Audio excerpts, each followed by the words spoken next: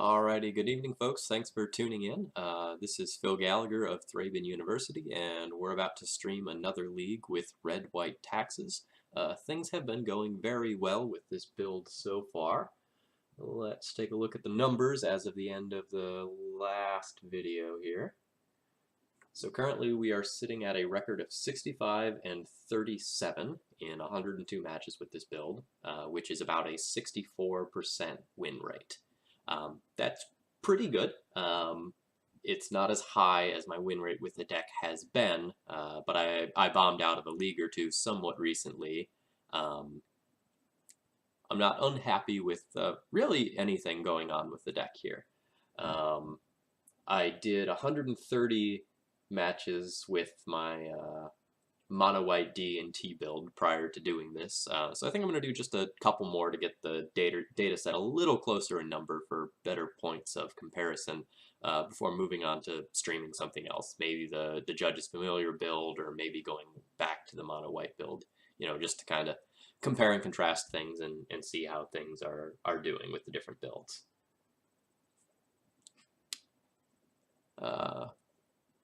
I don't really have too much else to say about this deck list that I haven't said in previous videos, but just in case you haven't seen any of these at all, I am playing a Rest in Peace in the main deck, which has been pretty good so far. I'm tracking data on it.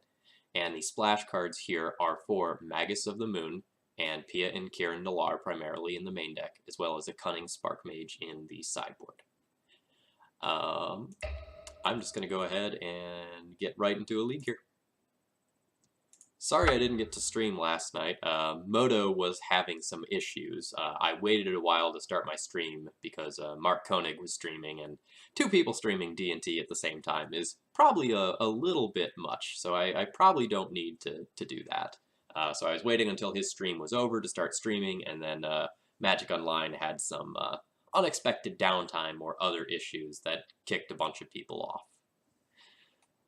Alright, so looking at the results of our last league here, we 5-0'd last time around with wins against Death and Taxes, Eldrazi, Miracles, Lands, and Check Pile. So our last matchup, or excuse me, that was a 4-1 was the third match there. So it was wins against D&T and Eldrazi, a loss to Miracles, and wins against Lands and Check Pile. Sorry, that was a 4-1, not a 5-0. And we'll see how things go tonight.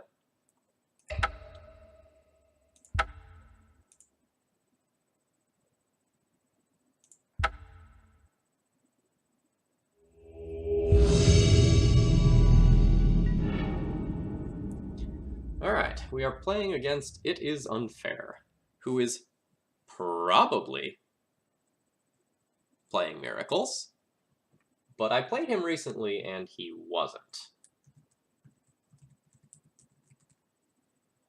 So the last time I played him, which was just a few days ago, he was actually playing Lands. So I probably can't just keep a hand based on what I think my opponent is playing here. I just need to keep a reasonable hand. So I am on the draw. I have a hand with a removal spell and a Stoneforge Mystic as well as a Wingmare. Lol, he's also streaming. I'm not surprised. Don't tell me what he's playing. I don't want that additional information.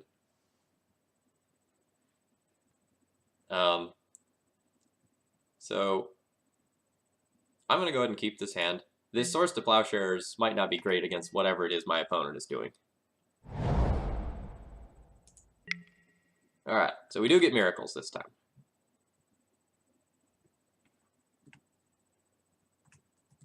So we are on the draw versus Miracles, and it is unfair. We're just going to jam this Ether Vial, and it will be a very, very good card if it resolves like so.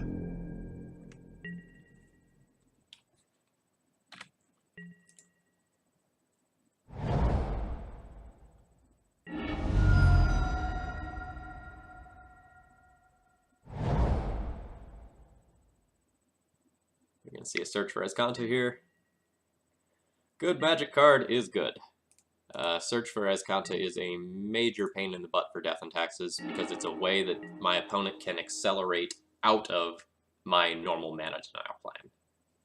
and now I'm sort of faced with an interesting position. Do I want to wasteland my opponent's Tundra? And I can right now, but if I do so, I won't be able to answer the Search for Azcanta land when it flips. So I am, like, against Miracles, one of the things you want to do the most is disrupt their mana very early on, but this game is likely to drag on for a little while if my opponent has any sort of removal spell or anything of that nature. So I think I would rather not wasteland my opponent and instead give myself an out to this Search for Azcanta, a couple of turns down the road.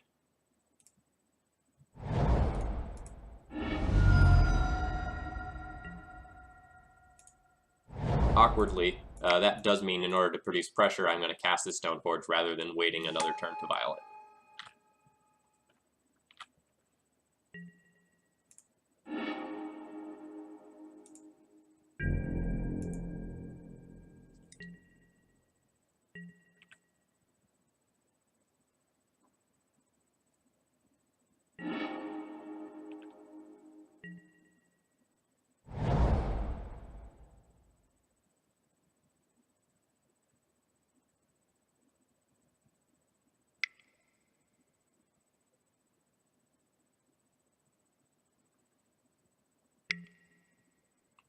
Oh! This is unexpected.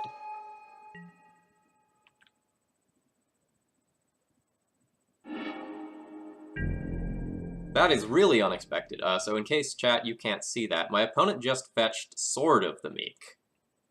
So my opponent is not necessarily playing Miracles, but might be playing some sort of more generic blue-white Stoneblade, Thopterblade type deck.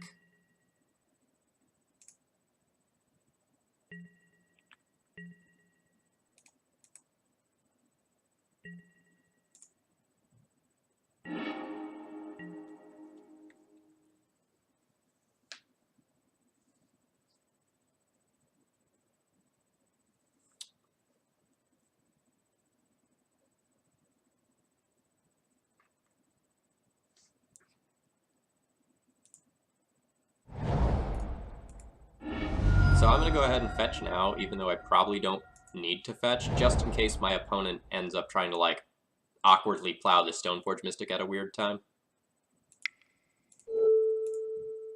Swordsing my opponent's Stoneforge Mystic really doesn't do a lot when they go and fetch up Sword of the Meek, but it's still something that I'm going to do.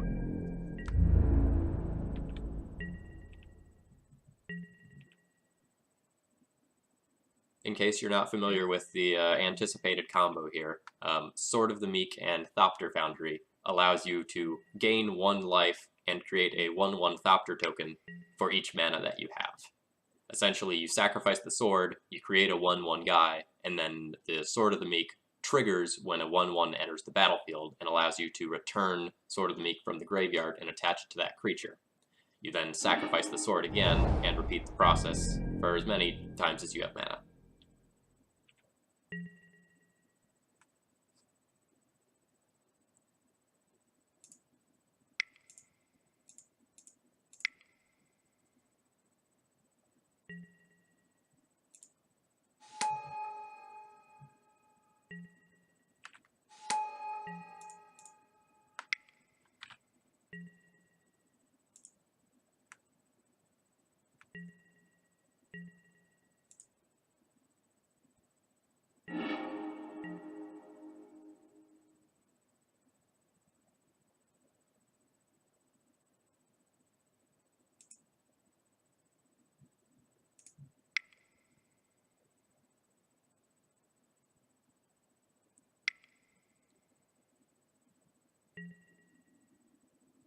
Alright, my opponent has opted to brainstorm here.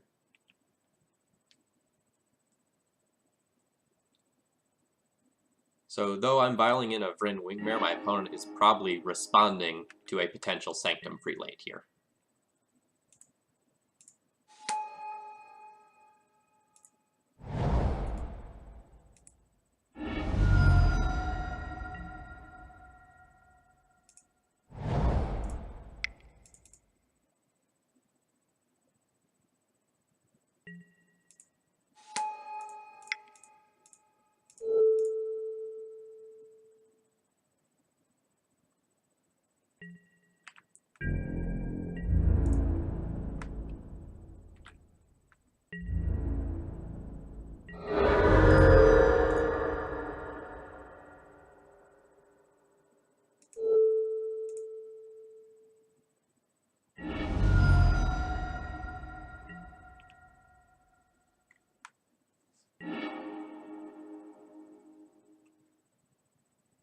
My opponent just milled a Terminus? Do they have a second Terminus?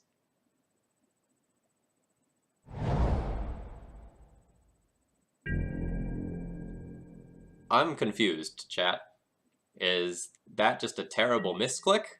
Or is there some terrible fate in my future? I feel like that was a misclick.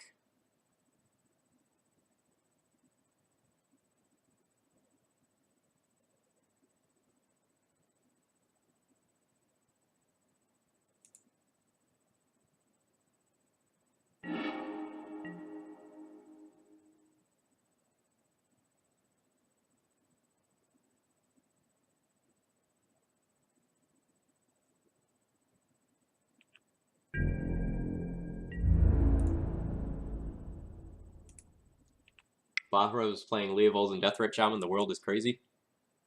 Is he just playing, like, the multiple colored Leovold deck? That's not really all that crazy if that's the case.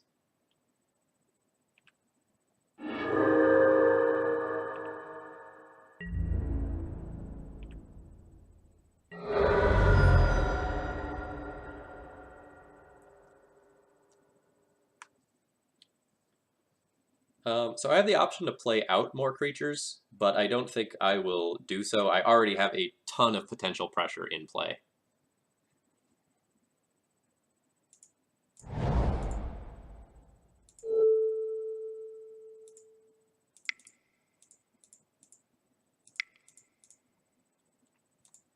So we're just going to go ahead and suit up this Stoneforge, and we're going to make the Stoneforge bigger. That way, if my opponent has something like a Snapcaster Mage, it can just beat through that.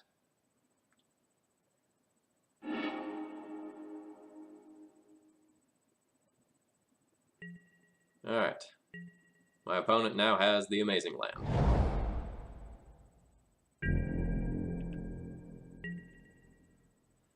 Again, I can deploy this Pia in Kieran, but I have a ton of pressure on board right now. And we're just gonna wait it out. So we can say always no to this ability now, since we're pretty far maxed out with this.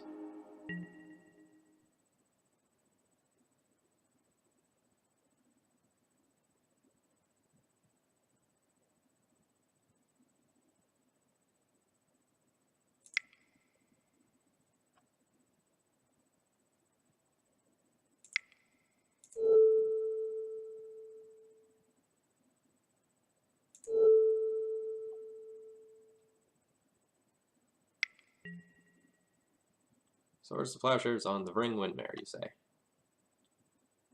Okay.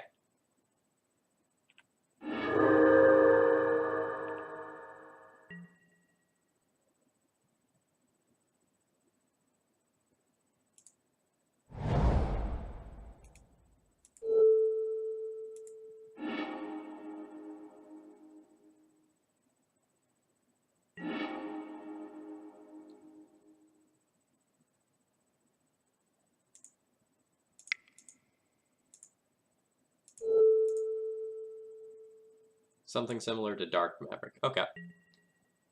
I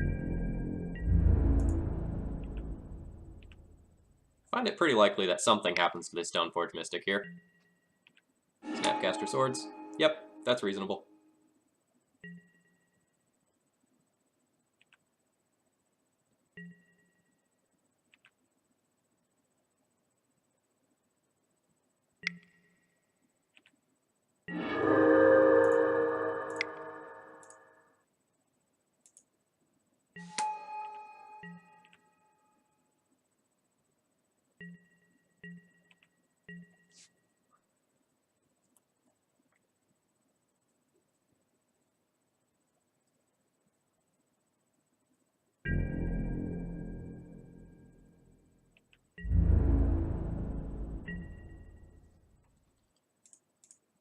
So my opponent has used up a couple of Swords to Plowshares now. Like, they can still have another Snapcaster for Swords to Plowshare, but if not, this P&K is pretty great. Yeah, they'll just concede to P&K.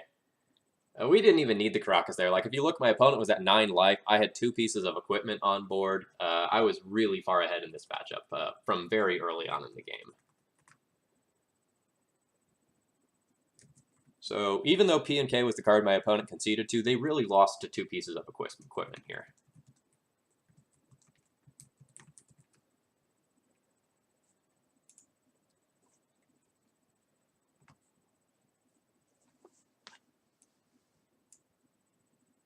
So we will go ahead and bring in our Miracles package, which is Cataclysm and Pia and Kieran and Sanctum Prelate, and then a couple of cards that are sort of mediocre in power level. We'll board out our Swords to Plowshares, our Rest in Peace, and our Magus of the Moons. And now we have to decide what we want to do for these final slots. Our opponent showed us Stoneforge Mystic for Sword of the Meek, which is awkward. And we have to ask ourselves whether, like, our opponent is going to keep in the Thopter Foundry package. If our opponent also has, like, Stoneforge for Jitte, then the Swords to Plowshares can be reasonable. If our opponent is on this Thopter plan, then Rest in Peace is actually reasonable as well. Leon and Relic Order stock goes up a lot if my opponent has, like, pieces of equipment and artifacts that I need to get rid of, in addition to just, like, Search for Azcanta and potentially, like, Back to Basics and things of that nature. Palace Jailer is a card that I think is risky in this matchup, and given that my opponent showed us the Sword of the Meek combo, which is really good against D&T, I think I'm actually going to keep some Rest in Pieces here, which is odd. It's going to get a lot of incidental value against the combination of Snapcaster Mage, Sword of the Meek, and Search for Azcanta, but it doesn't necessarily do a ton on every draw. Like, if our opponent just brainstorms away a bunch of those cards, then the Rest in Peace doesn't get a ton of value. I don't think I want to go so deep as to have 3 copies of Rest in Peace until I have a better idea about what's going on with my opponent's deck, but I think this is a reasonable set of cards to board in here.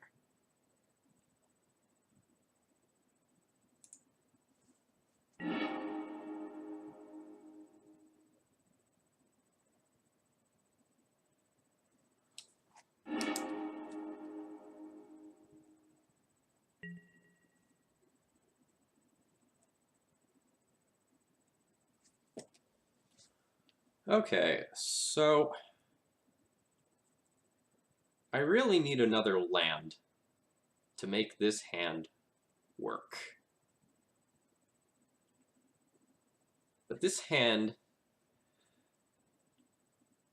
has Cataclysm, which is the sort of trump card in this matchup. You know, my opponent plays out a bunch of lands. If they can't counter this Cataclysm, they probably just lose.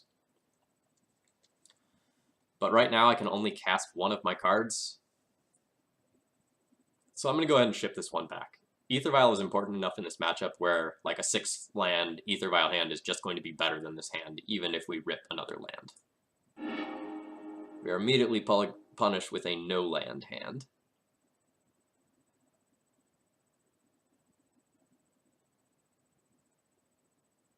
Which is unfortunate.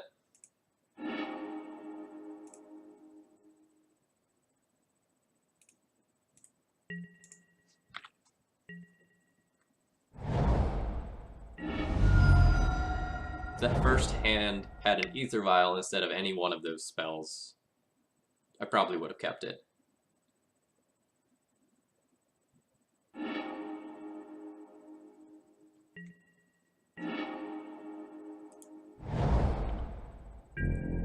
This hand is not a winner against Miracles, but we can port them and then Recruiter for something that matters.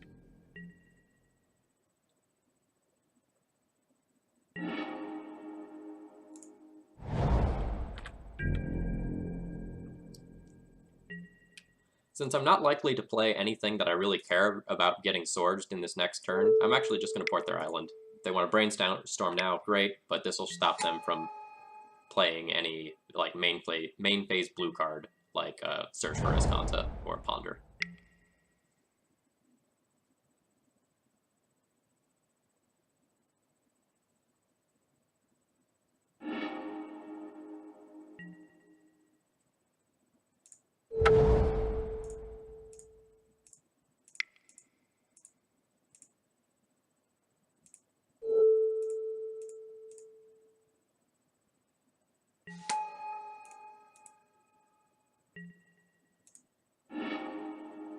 So I'm going to get Pia and Kieran here. We have all the lands we need to cast it and Caracas to go and protect it, and that will probably be insurmountable for my opponent unless they sort of get off the ground and do some really cool controlling things in the next turn or two here.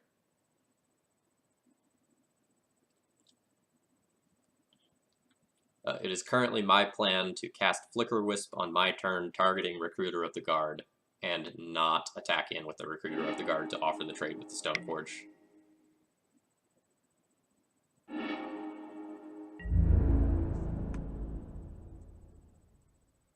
What do I think of Ayati's suggestion of an extra Recruiter of the Guard in the mono-white sideboard for the control/combo matchup? I think that is a perfectly reasonable suggestion.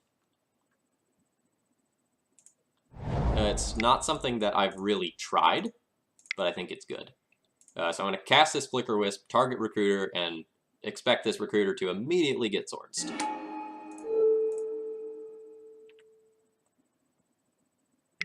Yep.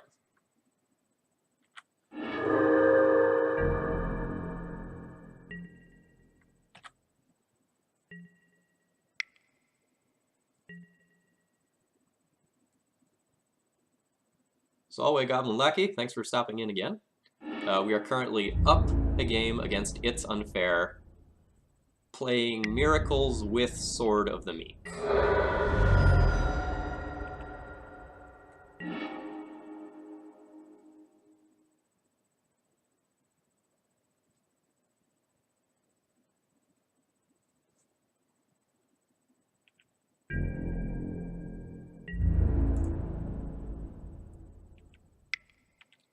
I think my current mono white list has a second prelate in the board. I think that's very reasonable.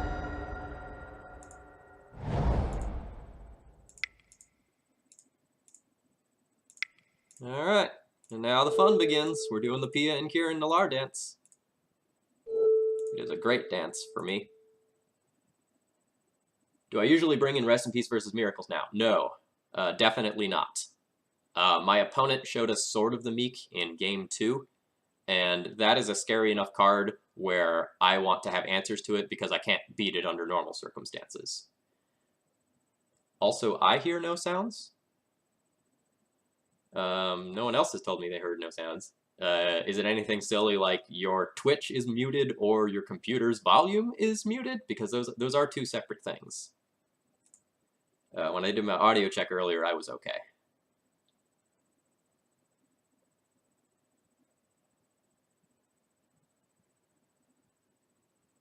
Shalrima, maybe try refreshing the page. I think everyone else is doing okay.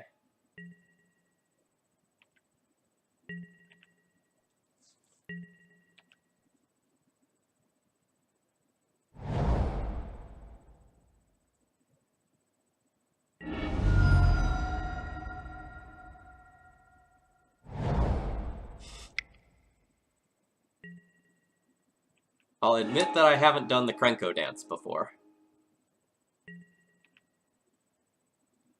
I've done the Mangara lock, which is sort of the D&T classic.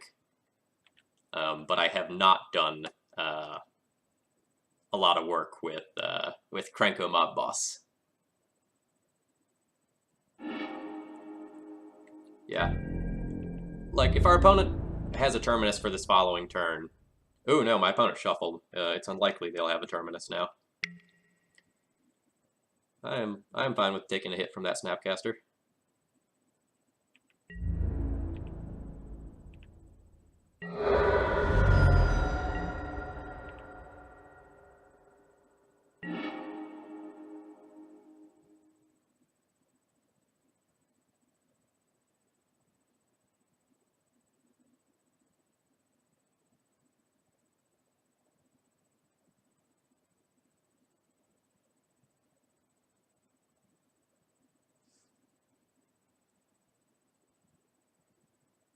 I can fling a Thopter at this Snapcaster Mage if I want to sort of push another damage. By flinging the Thopter, we get the Snapcaster out of the Mage so the PNK can attack. So we'd get 3, 4, 5, 6 damage in this turn instead of just 5.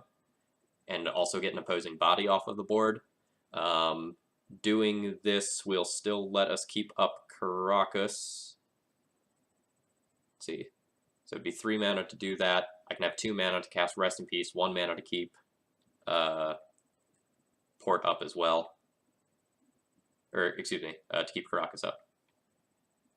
Yeah, I'll fling an idiot.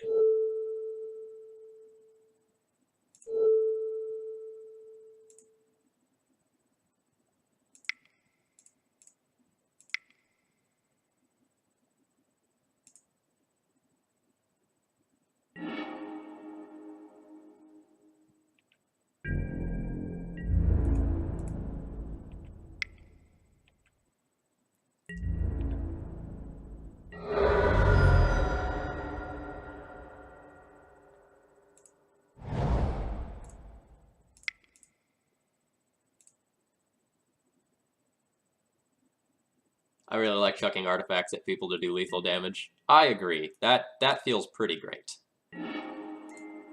Alright, so we have invalidated my opponent's graveyard, so things like Snapcaster Mage and Search for Azcanta are now of a lesser power level. My opponent will get to cast this Terminus. We will now try to bounce our Pia and Kiran Nalar and see if our opponent has another Swords to Plowshares, which they do. Well done, it is unfair. You know what you're doing.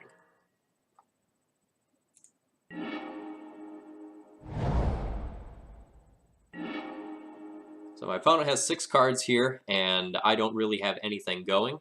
But that's kind of okay. We're not going to try to hold this Flicker Wisp for any sort of additional value here. I will go ahead and just cast that out.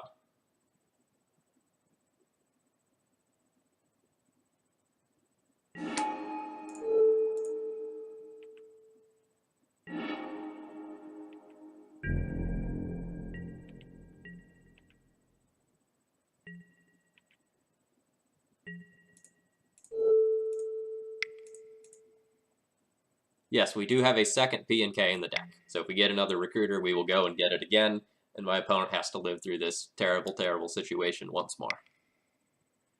Jace. Jace is rough.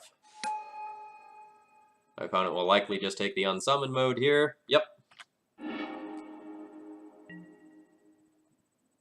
Alright, well, that's pretty decent. We're going to play this Phyrexian Revoker before we go and play the... excuse me, we're going to play the Flicker Wisp before we play the Phyrexian Revoker. If my opponent has some sort of counterspell, they might use it on this Flicker Wisp, just to, like, keep the board clear, and then we can revoke the Jace.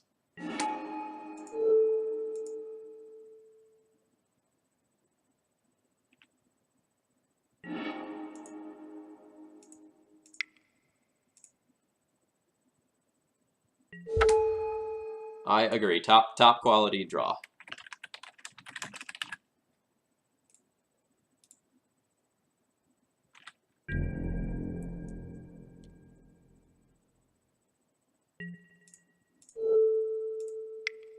We'll now get to try to port my opponent off a white.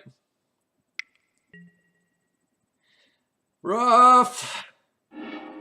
It's just about to make a comment about how 2 of their Swords to Plowshares are already in exile.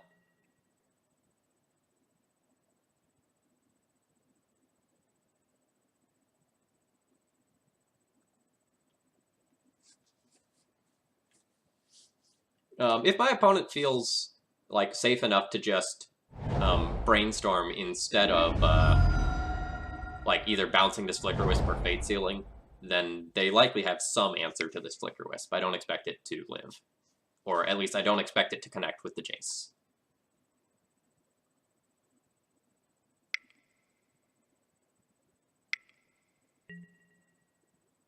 Council's Judgment.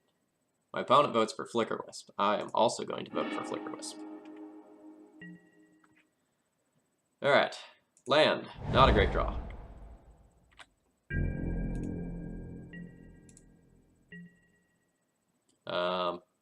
I probably moved too quickly there. I should probably wasteland my opponent's Tundra to keep them off of double white. But at the same time, keeping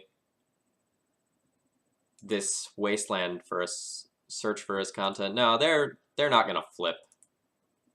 Search for his content with the rest in peace and play. What am I thinking? Alright. We'll port my opponent's planes.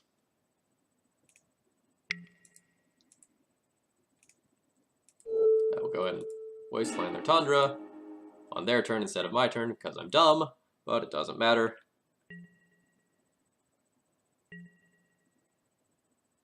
I do not want to do the Seth Manfield and vote for that.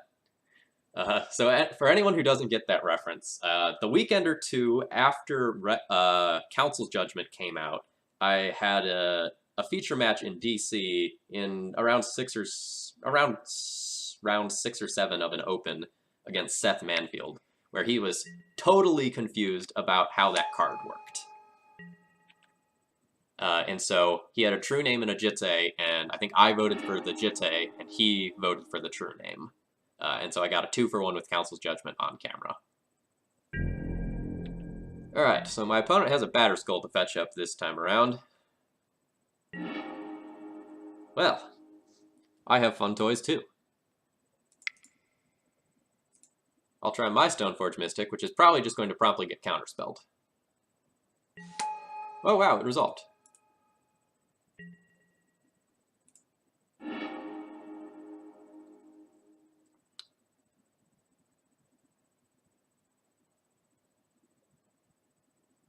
So, normally in this situation, I would like to get Sword of Fire and Ice to prevent Jace bouncing shenanigans, but since my opponent got Batterskull, I'm sort of obligated to get a Batterskull of my own to try to match them in size. So this is awkward. I don't have any single target removal spells to get rid of their Batterskull, and I'd be relying on something like Leonin Relic Order to temporarily get rid of it. Like, if I get another creature that is bigger than 2 power or has First Strike or Flying, then getting the Sword of Fire and Ice is going to be significantly better.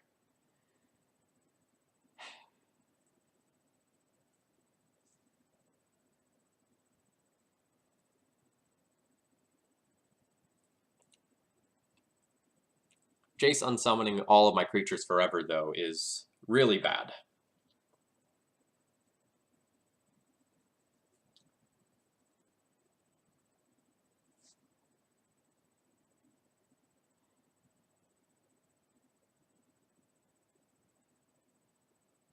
This is very close. I'm going to get the Sword of Fire and Ice and hope to draw another creature that matters. I'm going to get another Plateau here and just cast this.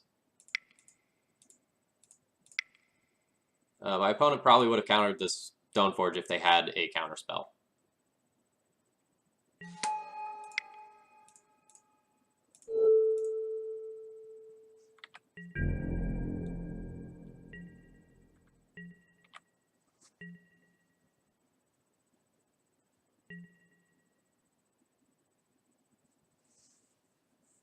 Goblin Lackey, you're right. The way Council's Judgment is worded is very tricky if you can't have someone just explain to you how the card works.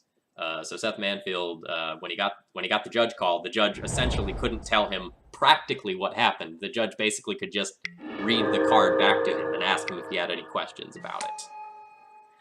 All right, second Stoneforge. What will my opponent get with this Stoneforge? Is it sort of meek? Or do they have like a jite too? Because that would be disastrous. Okay, so cute. They just had a Batterskull there that they shipped back with the Brainstorm and then got again.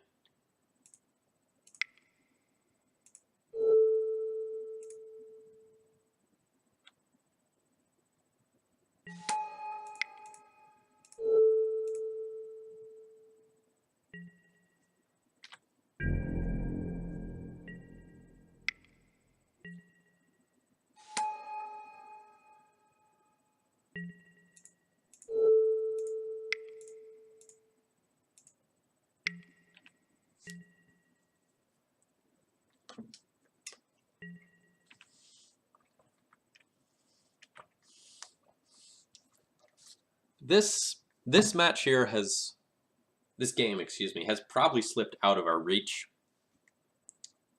I'll keep playing for a little while longer, but I don't expect to win this one. Like, we can draw a Cataclysm, and it would be great. We can draw a Pia and Kieran, and it would be great. But like right now, I have to deal with this Batterskull, which is which is an issue over the course of the rest of this game, and with the Jace. All right, so there's the Sword of the Meek.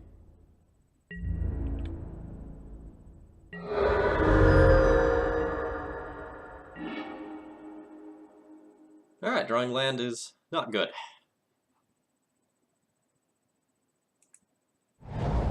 How do I feel about Cataclysm versus Gideon in this matchup? Both are amazing.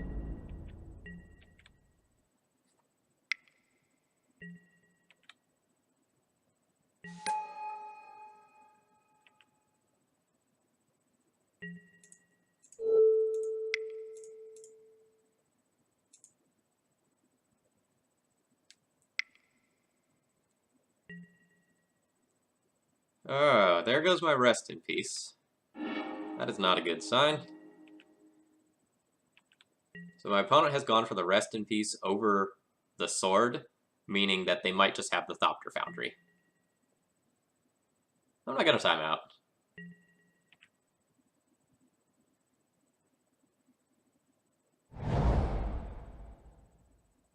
Like, as soon as my opponent plays this Thopter Foundry, I will concede.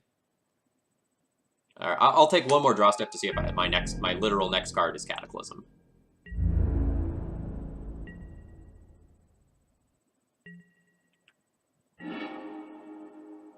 Yeah, I will concede there.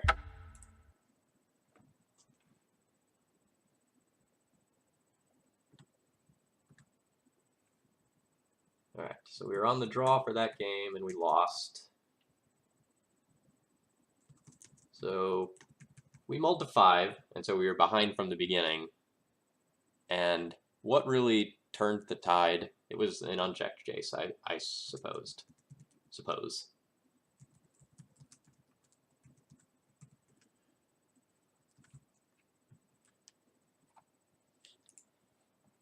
Alright, given what I saw, do I want to do anything differently?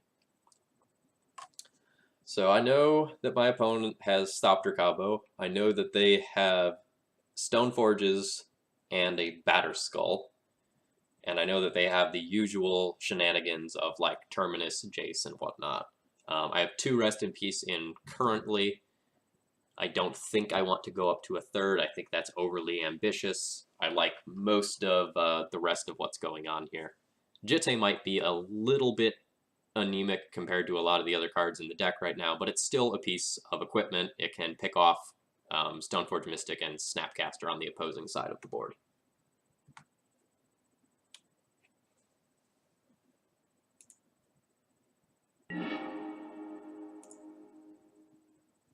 Alright, this hand has an Ether Vial. We're going to keep it. Ether Vial plus double Flicker Wisp is pretty solid.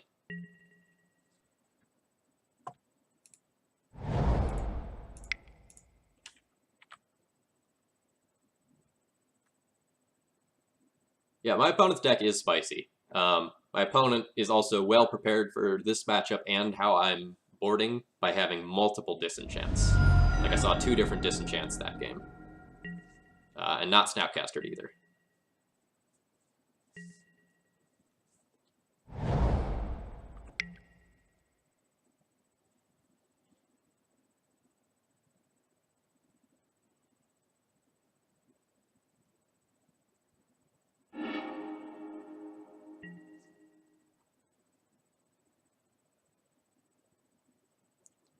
On the off chance that also in my opponent's deck is some sort of back-to-basics-esque shenanigan, I am going to go ahead and fetch out a Basic Plains.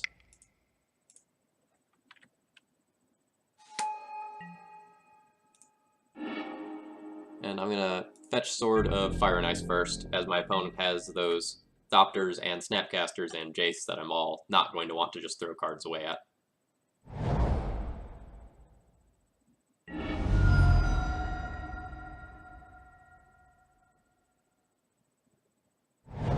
It's not entirely unusual for my opponent to go and, my opponent has their own Stoneforge.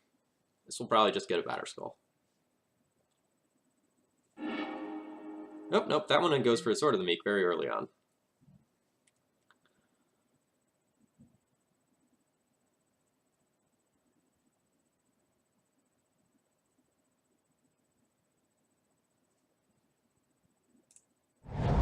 I'm actually gonna get the mana now plan going here with Athalia. And then it's gonna be my plan to Thalia with equipment, so that if they happen to have the Batterskull in hand as well, my 4 power of First Strike gets through that. Or walls it, alternatively. I think keeping in force against D&T is reasonable. It really depends on what your deck list configuration looks like.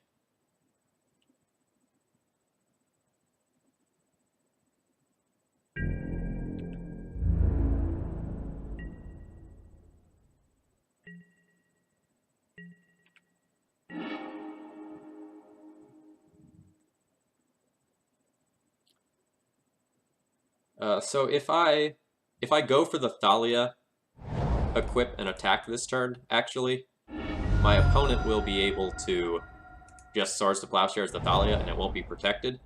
So I think I'm going to try to grind some incremental value.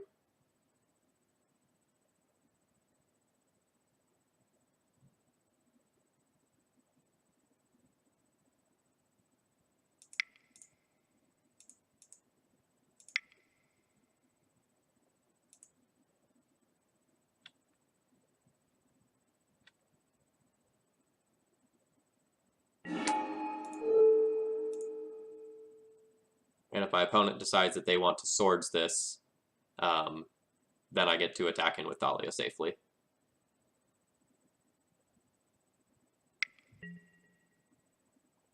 Yep, okay.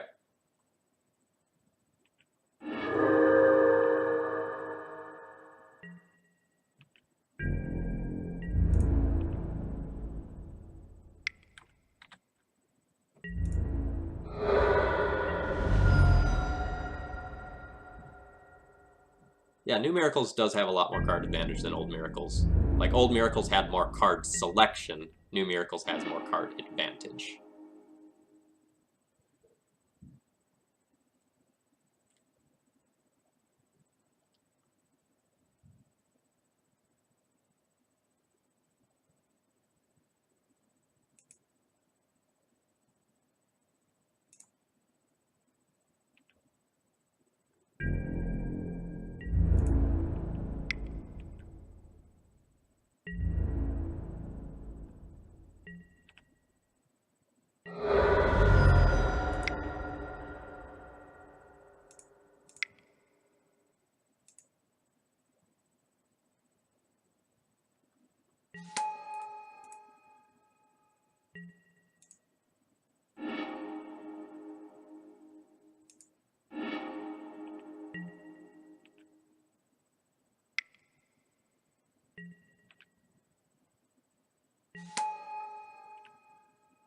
I really put my opponent as having Batterskull.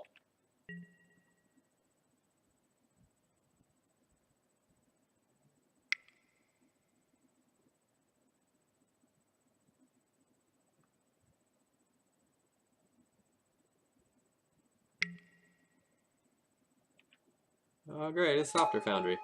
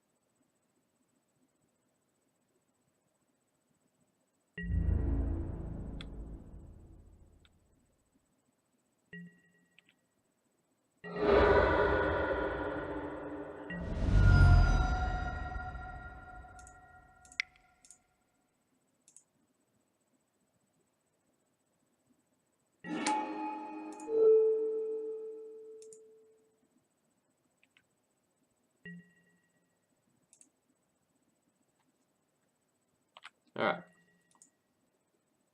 So I have 3. I have plenty of power showing if my opponent doesn't have something like a Terminus or a Swords to Plowshares. If they do, things will get a little bit awkward. Because, like, they can pay 2 mana, Swords this Leon Relic Warder, make 2 idiots, and a lot of my defense gets slowed.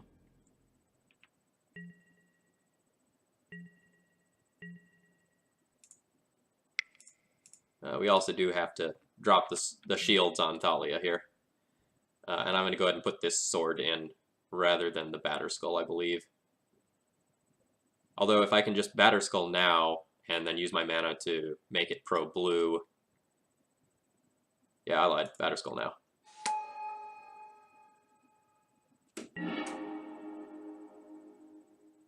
Alright, well, let's start with that.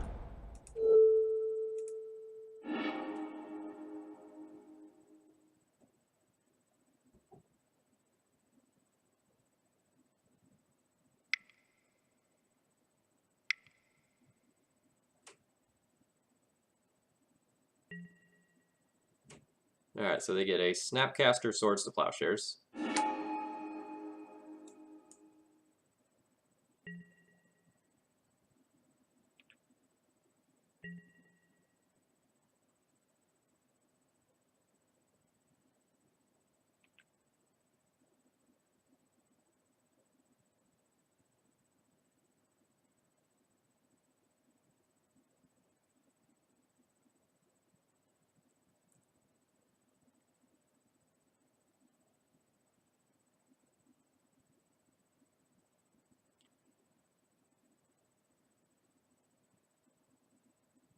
Yes, the Sword of Fire and Ice is going to be very, very good.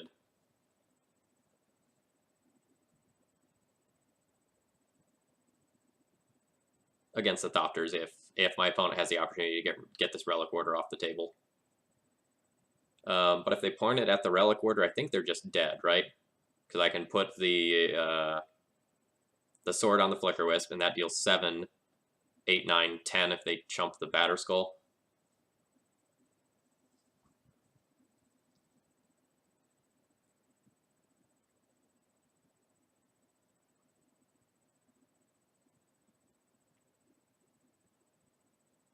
So they might have to do something like wait and see if I mess up.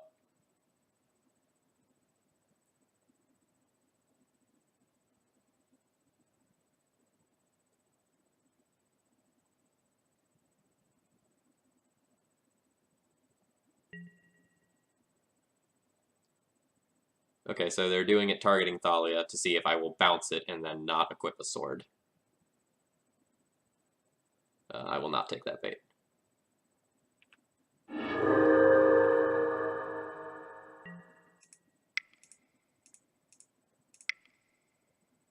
So now we put this equipment in, we put it on the Batterskull, so that the Germ can't be blocked by Snapcaster Mage, and this is 6, 7, 8, 9, 10, 11 damage.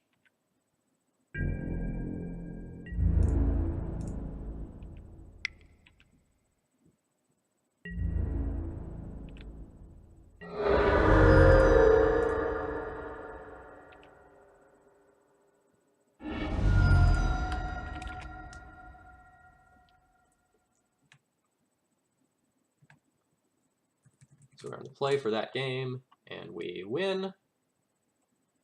So game 3, we essentially won that with equipment. Like, we did other things that mattered, like the Leonin Relic Warder for the Thopter Foundry mattered quite a bit, but the equipment was really what won us that game. The Thalia bought a lot of time, and my opponent was a little bit land light as well, and both of those factors helped. So I'm just going to update my notes a bit here. So my opponent played Miracles with Stoneforge Mystic and Thopter Foundry.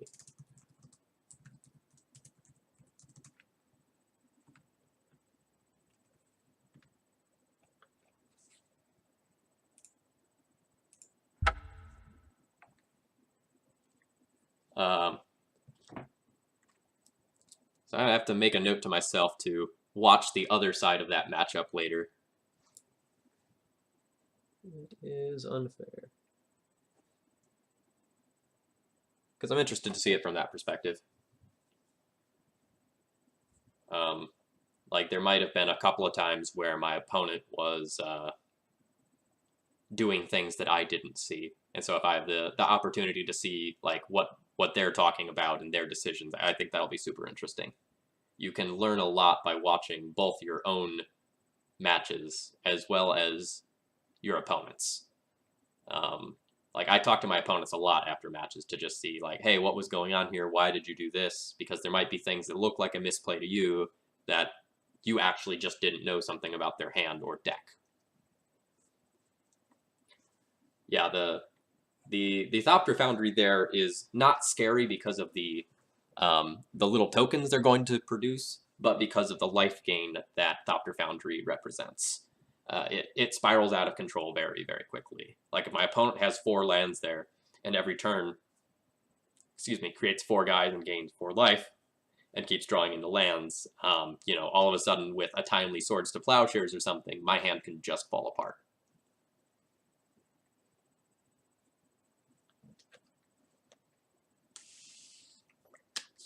So while we're waiting in the queue, thank you for joining me tonight for my stream. We are playing Red, White, Death and Taxes in Legacy. We just won our first match 2-1. I'm Phil Gallagher of ThrabenU University, and I love Death and Taxes.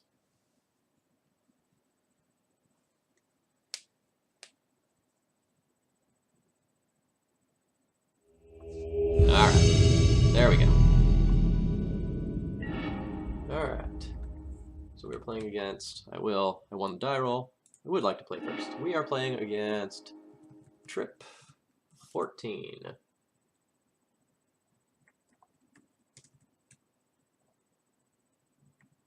I do not have any data on them. I'm going to keep this hand. It has some lands, it has Athalia and Ether Vial, and Palace Jailer may or may not be good. We will find out.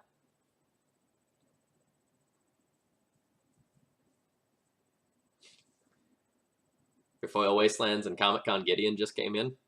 That's a good day of mail. That's better than my day of mail.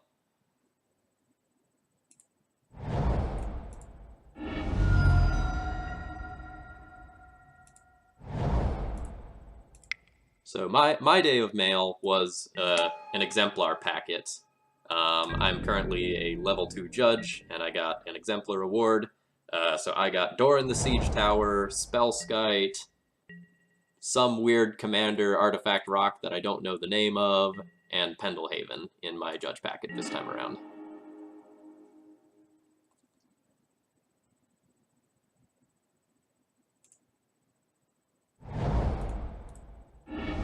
Since I don't have another play to make this turn, I'm just going to jam my Thalia, even though it might get countered. The upside of it resolving against most polluted Delta decks is very, very high.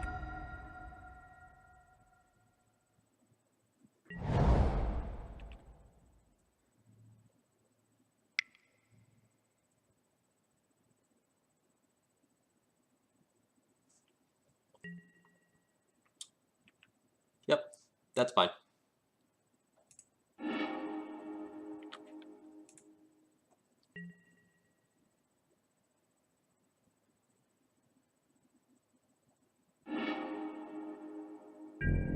So on my next turn, my opponent is likely to just redeploy their Underground Sea and do some Delver thing with it, and so we'll probably just Wasteland them.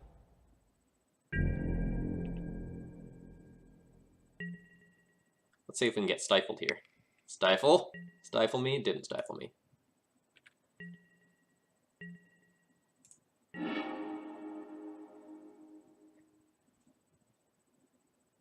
Well,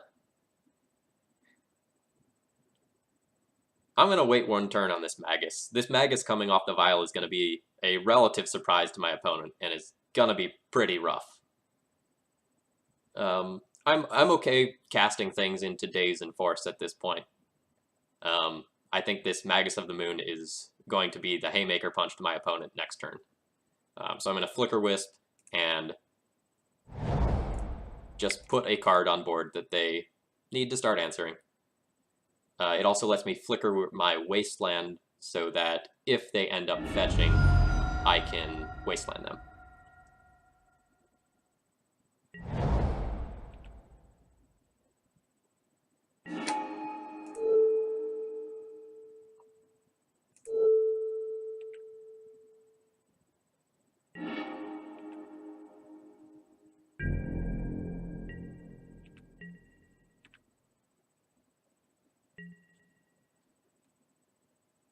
Alright, since my opponent didn't do anything, I'm going to wasteland them in their upkeep.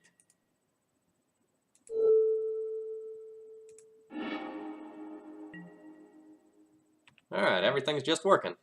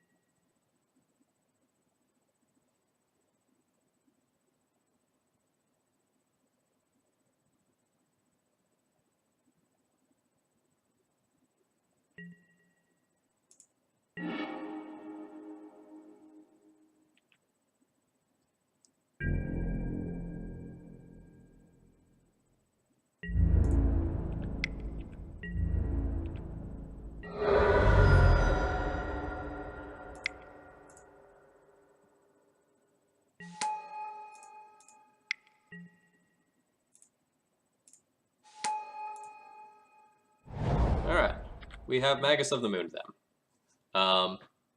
It is very possible that they will just have a lightning bolt for this Magus, but if they don't, we win.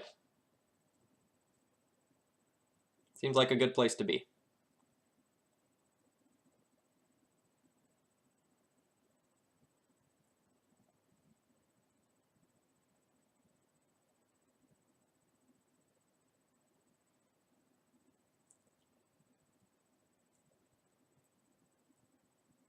My opponent has a lightning bolt. They really need to lightning bolt right now so that I don't have the potential opportunity to protect this Magus of the Moon with Flicker Wisp.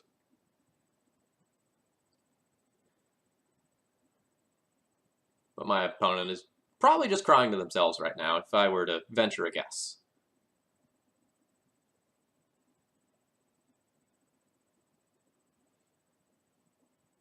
We'll give them another minute or two of sadness, and then we'll ask them GG ?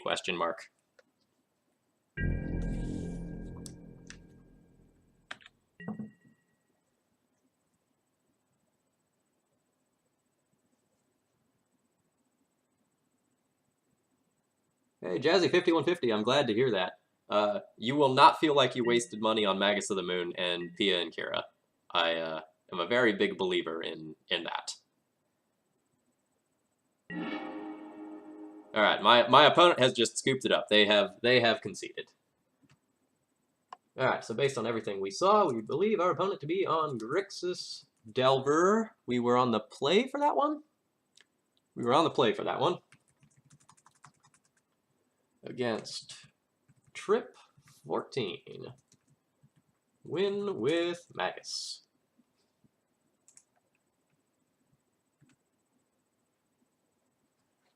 Was Magus expensive before? I actually don't know. I've had my set for quite some time. All right, we're playing against Grixis Delver, so we're going to board in a lot of extra removal as well as Mirran Crusader, who is a boss in this matchup. We're going to start by boarding out Phyrexian Revoker. It's not particularly great here. Occasionally it can name something like Deathrite Shaman, but we're hoping to get that with Rest in Peace instead. We're going to go ahead and board out our Recruiter of the Guards. They're slow in this matchup, although they can be good. Palace Jailer is sort of weird in this matchup, where in the right spots, it will be like the best card in your deck. Like you will go and you'll take a Delver off the board and like then just take over a game. But in the wrong spot, when your opponent has something like a True Name Nemesis or a Young Pyromancer, it can be really, really awkward. I wouldn't fault anyone for keeping this in, but I'm going to go ahead and board it out. And I'm also going to board out P and K because it's slow. Like, it is removal, but it's it's removal that requires you to have your splash color against a wasteland deck and requires you to survive long enough for it to get going. I can also think about Cunning Spark Mage here, actually. Like, it gets rid of young Pyromancer tokens and unflipped Delvers.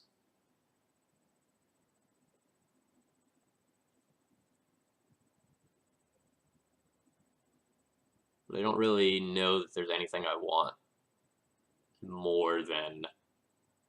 Like, I don't know that I want Spark Mage more than I want any of the rest of this stuff.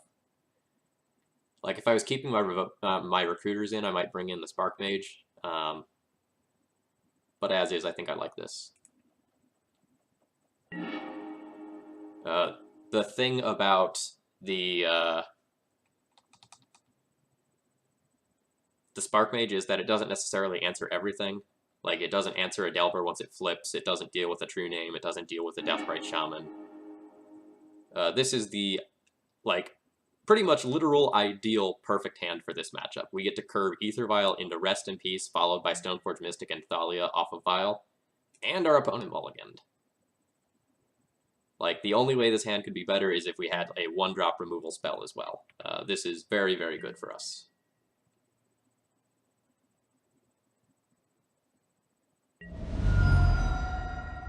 Alright. My opponent has peeked at my hand. They now know the... Oh, man. My opponent had some big cojones there. They Gataxian probed and scryed to the bottom to go and, like, try to hit a land drop, and they whiffed. So they had 2 looks to try to hit that land on their first turn, and they missed both.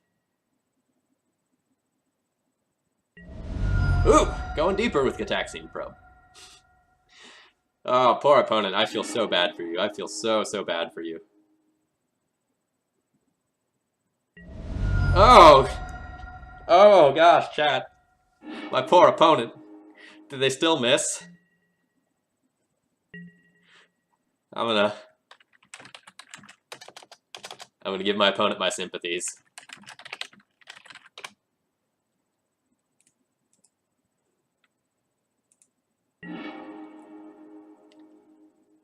So, if I Thalia right here, my opponent will never ever have a chance to play a cantrip. But I want this Thalia to be uncounterable. Like, even if my opponent gets 1 cantrip, I would much rather set myself up for the rest of this game. So I'm going to Rest in Peace here. And then I will Mom off of Vial and Thalia off of Vial on my turn. And that will be the game. My opponent whiffs yet again.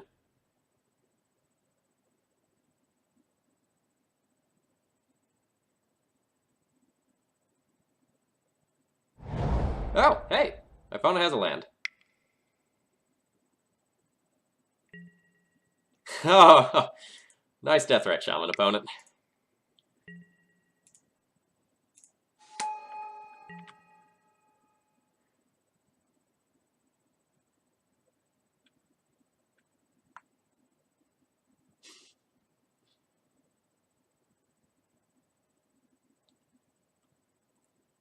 I'm really surprised my opponent didn't, like, Ponder or something there rather than Deathrite Shaman.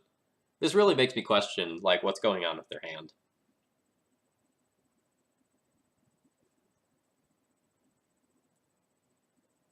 Like, do they have an Abrupt Decay in hand and it was their plan to just Abrupt Decay this Rest in Peace on their next turn? Oh. Oh, chat, I'm so dirty. I'm so dirty. This is gross. So we get to put in this Thalia to shut off Force of Will, and then Magus, my opponent.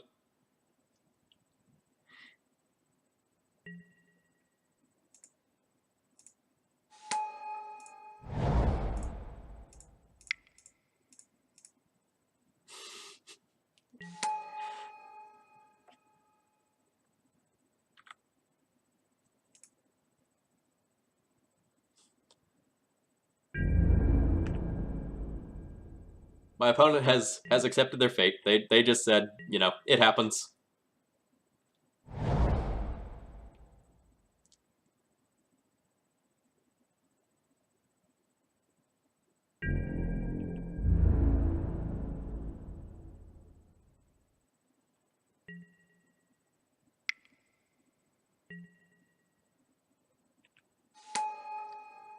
So Young Pyromancer would be really great if I didn't also have the Swords to Plowshares. And a backup Magus just in case, you know. I'm drawing literal perfects here. Moxall, both teams tried hard.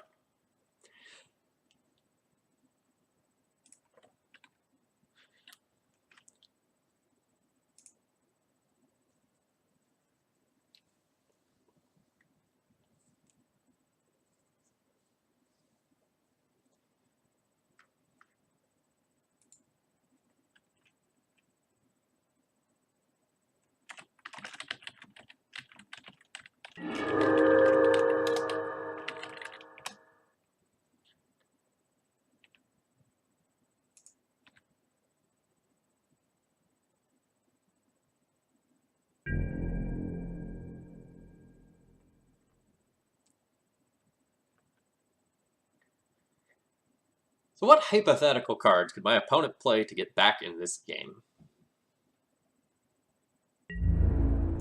Something like a Pyroclasm would be neat.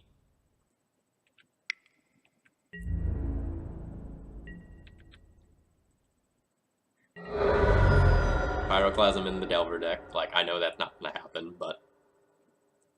Alright, my opponent scoops it up. Yeah, so Jazzy 5150, if you're wondering what Magus of the Moon can do for you once it arrives in the mail, this is the sort of thing it can do there. Like, my opponent did not get to play Magic either one of those games because of Magus. It just resolved and the game was over. There was absolutely no discussion there.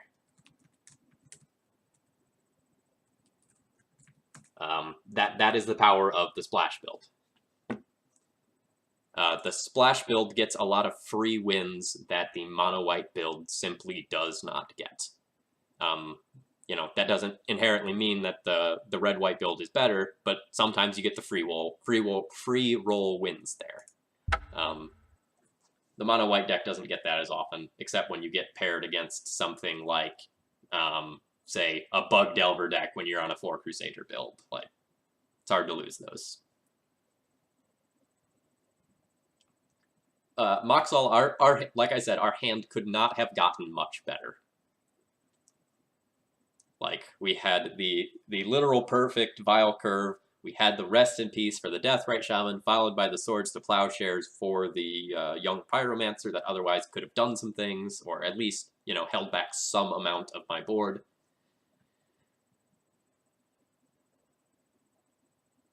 Like, sometimes you have the nuts, and that was one of those games.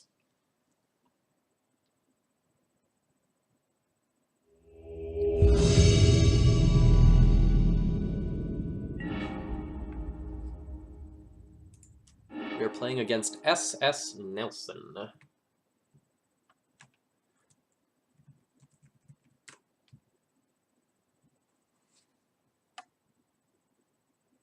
See if I have any data on my opponent. I do not have any data on my opponent, but from their name, I'm going to assume that this is a Super Saiyan relative of Brad Nelson, and then I'll keep my hand.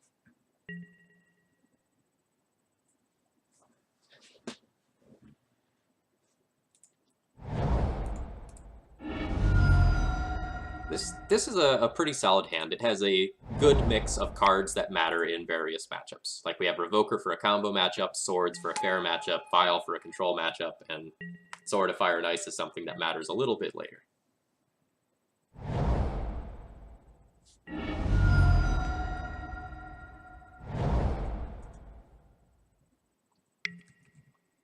Alright, my opponent Thoughtseizes us.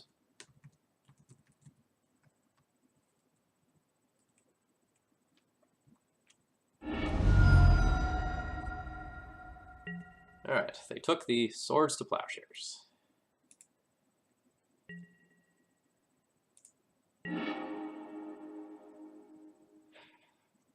So, I can take a chance with this Revoker and go and name something now. But I don't really know that there's much upside in doing so. Like, I can take a guess that my opponent is on something like Turbo Depths and just, like, ram this Revoker out there on Vampire Hexmage or something. But I think I'd rather save it, let my Vial tick up, name something appropriately, and then jam this Magus.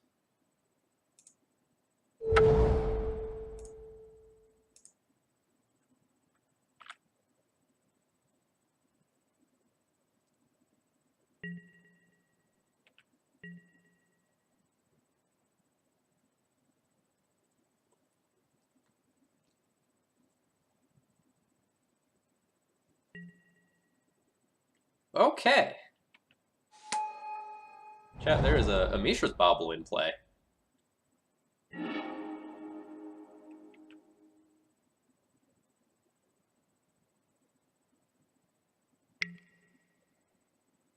You can duress me. I accept.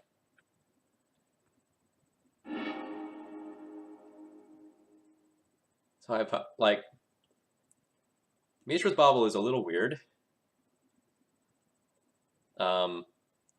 If I was seeing a different combination of lands, I'd think Bomberman, but not with Swamp and Verdant and all these 1-drops.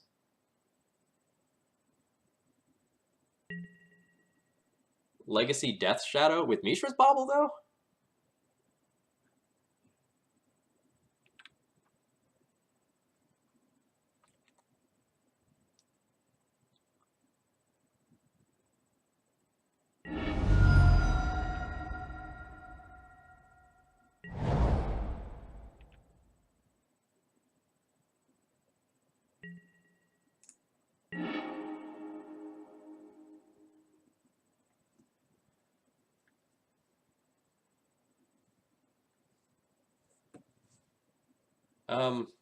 So my opponent fetched out a second basic, which makes me sort of want to just jam this Vryn Wingmare and disrupt whatever low-cost options are going on in their deck. Like, the difference between my opponent having 2 basic lands and potentially 3 basic lands is very low. And I also don't know that my opponent will be running another basic. They probably have one of each if they're just a green-black something deck.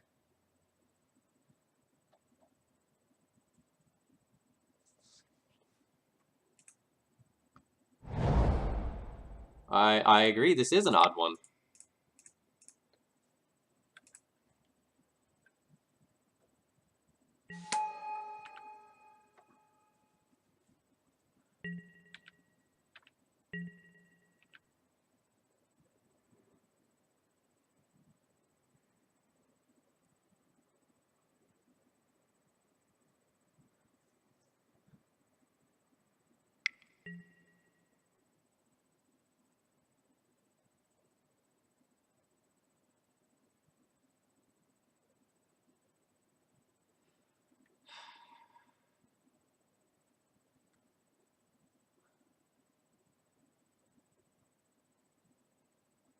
So I can put in this Revoker, or give my opponent the opportunity to just take it and let me have the Magus. I still really don't know what my opponent is playing. It might be something weird like some green-black discard Life from the Loam Worm Harvest deck. Anything could be going on right now. This is kind of like when Nicol Bolas Godpharaoh got cast against us the other day.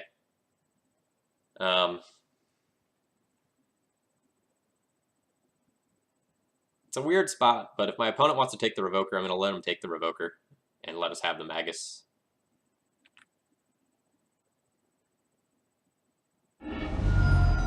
Yeah, okay, so my opponent went for the Magus.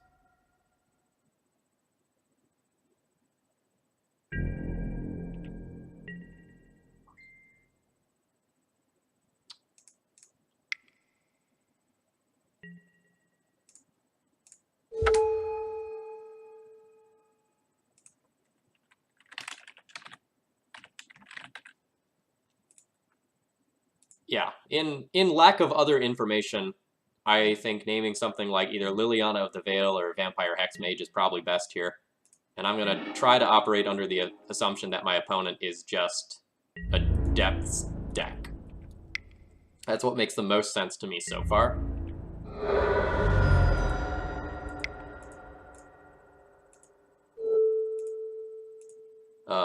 We're probably going to go into the next game not knowing what deck our opponent is playing.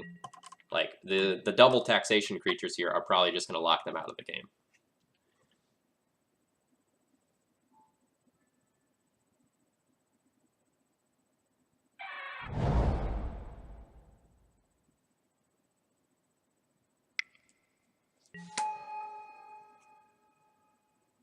Alright, my opponent is indeed on Hex Deaths.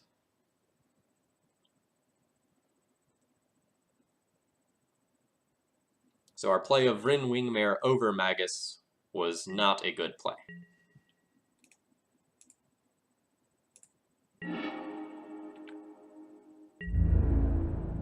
Our opponent does not get a lot of time to kill us. Or, excuse me, yeah, our opponent doesn't get a lot of time to kill us, and since they have the Thespian stage here, I'm going to go ahead and attack in with this Revoker and make them block. Like, I don't have a way to kill that Thespian stage right now, so if they have Dark Depths, they just get to go and make an idiot, and I want to push damage while I can. I would like to make it so that, like, they don't get to chump this Thalia a turn or two down the road and buy themselves another turn.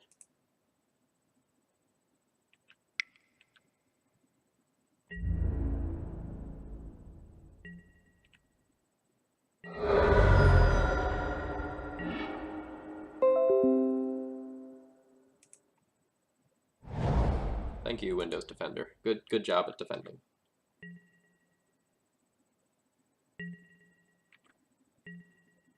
It's possible I should have held that land to just represent another card. Like a Flicker Wisp or something.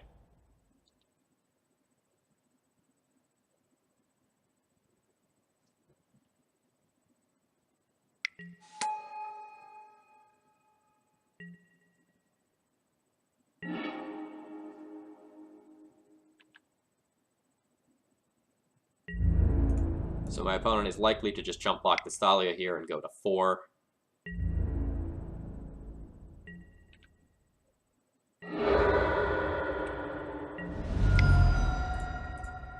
And now we'll play the Stoneforge Mystic and get Sword of Fire and Ice. That way, if my opponent plays a ground-based chump blocker... Oh no, Sword of Fire and Ice is in the graveyard.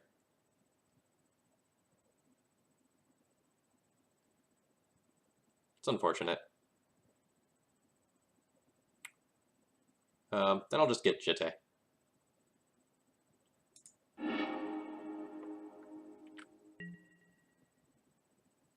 Which I very much can't cast due to Thalia and Wingmare in combination.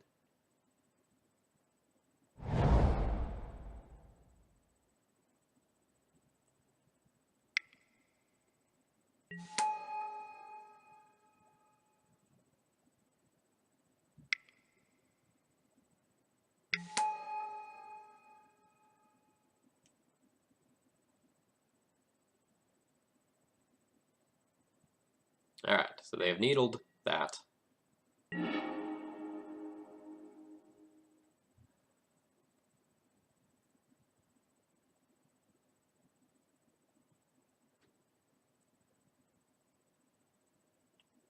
I need to do a quick think of numbers here. I probably don't want to offer the trade of this Thalia for Wingmare, since I just drew Pia and Kieran Nalaar. Pia and Kieran is going to present lethal no matter what next turn, so I don't need to put my opponent to 1. I instead will just attack with the Wingmare, play the Pia and Kieran, and then my opponent is probably likely dead even if they can produce a Merit Lodge.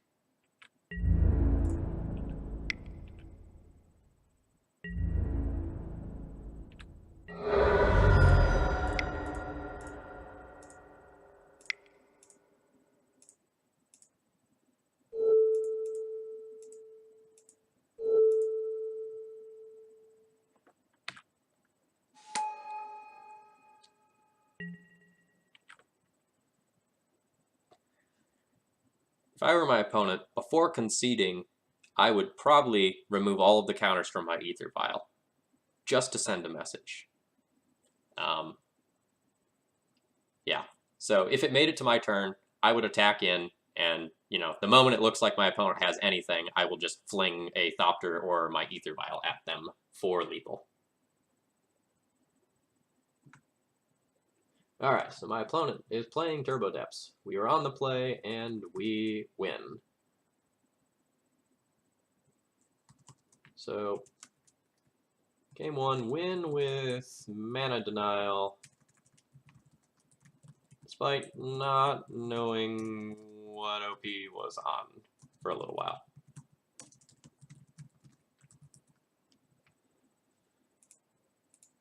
Let's move to the sideboard. So here, essentially, what we're going to try to do is bring in anything that kills a Merit Lodge or otherwise disrupts their combo or what they have going on. So we have Sanctum Prelate that we can set on probably 2 to stop some of their tutors. We have Mirran Crusader, which can beat through a Merit Lodge token or doesn't get bogged down by things like Elvish Spirit Guides and Vampire Hexmage. And we get something like Leonin Relic Warder, which can sometimes get something that matters. And that might be something as stupid as just a Mox Diamond to keep my opponent off a little bit of mana. We'll start by boarding out this Rest of Peace. My opponent is unlikely to be using their graveyard at all, and then we can make some other trims as appropriate. What you're going to notice is we don't really need to trim a lot in this matchup because most of our main deck cards are just good against their deck. So, like, our Magus is great, our Thalia is great, our Recruiters are awesome because they go and get Flicker Wisp, which kill Merit Lodge. I've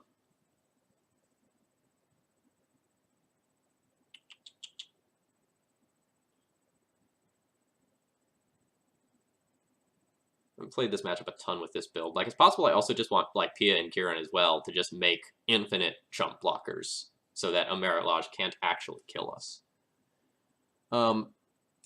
So I guess we'll trim the Stoneforge package a little bit. It's a little slow for this matchup, and it's not necessarily what we want to be doing. Like, it can gain us life, but maybe that doesn't matter that much. So what if we go down like 2 Stoneforges and 1 piece of equipment? That'd probably be fine. It's possible I want one of these life gain equipments, though, but I'll think about that a little bit more in between games.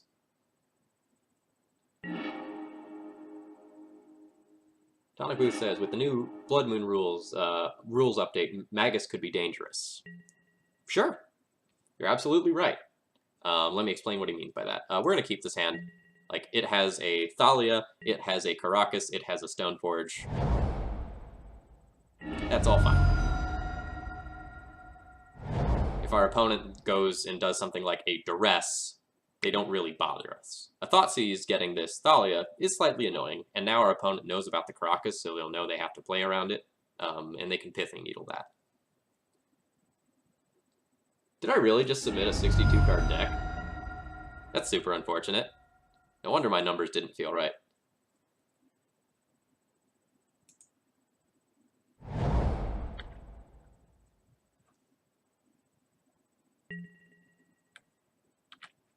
So 54, 55, 56, 57, 58, 59, 60, 61, 62. Okay, yeah. That's why my sideboarding felt off.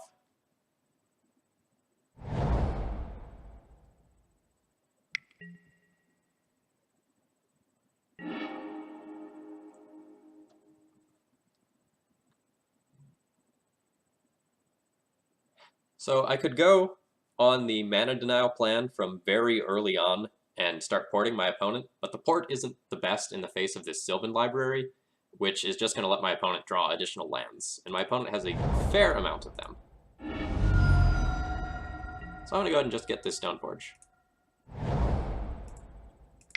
And we're fetching a Plateau long-term to be able to Pia and Kara off this Windswept Heath.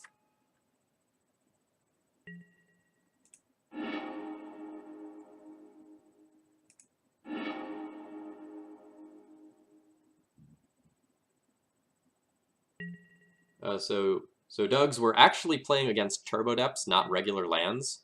So my opponent's targets are Mox Diamond and Vampire Hexmage, and Vampire Hexmage matters a lot.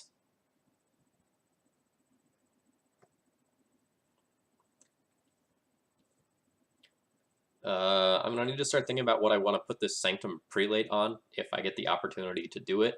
One shuts off crop rotation and all of my opponent's pithing needles and crop rotations, whereas two will shut off tutors like Sylvan Scrying as well as Abrupt Decay. Yeah, you came in mid-match. You didn't know. That's not on you.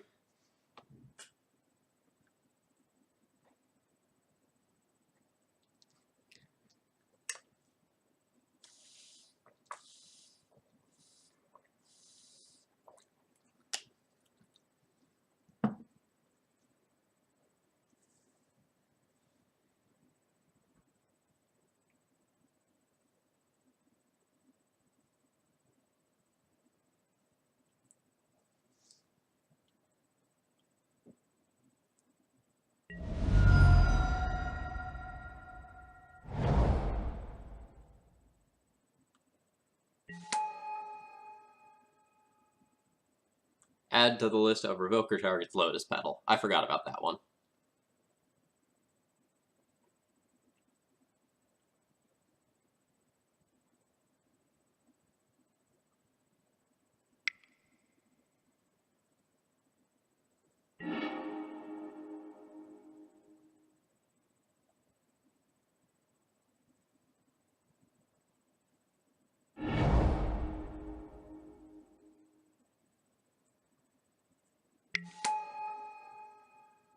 So this Pithing Needle goes after the Caracas.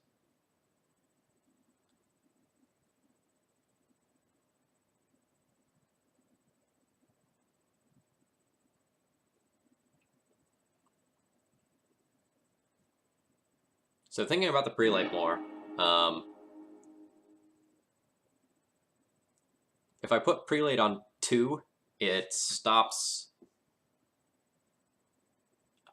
most of my opponent's stuff while leaving my 7 1-drop removal spells for Merit Lodge as being live. But casting the Prelate might not be better than just going and jamming Recruiter for Magus and just make my opponent produce the Merit Lodge exactly this turn. If my opponent does produce the Merit Lodge, I can Pia and Kieran to create 2 jump blockers on the following turn, which will be sweet.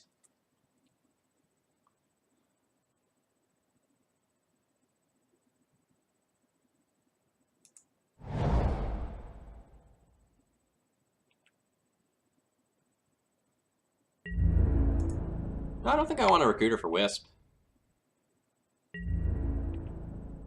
Like, I have the Pia and Kieran to buy time against the Merit Lodge. Like,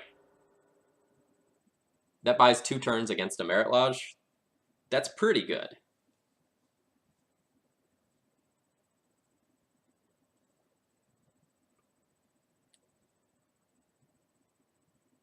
Like, if I get the Flicker Wisp,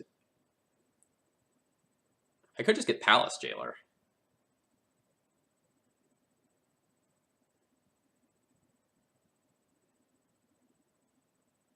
Palace Jailer is not bad, because if I Palace Jailer, and my opponent doesn't produce a Merit Lodge immediately, then I can use Pia and Kieran to create a wall. Or if my opponent does produce the Merit Lodge, I can use Palace Jailer to get rid of it. Yeah, I like that.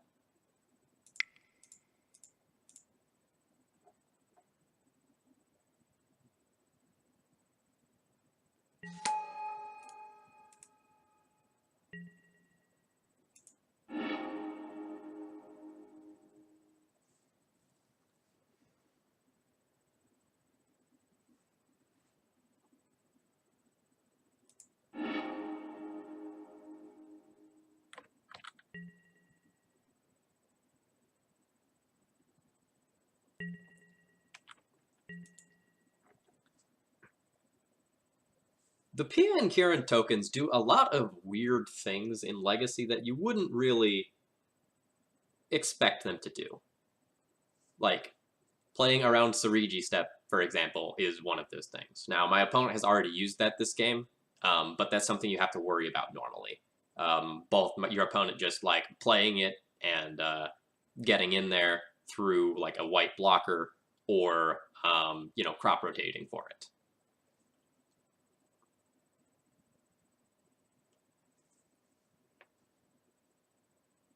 And so now we're in sort of this neat position where we get to play P and K next turn if our opponent doesn't produce a Merit Lodge, or if they're threatening producing one.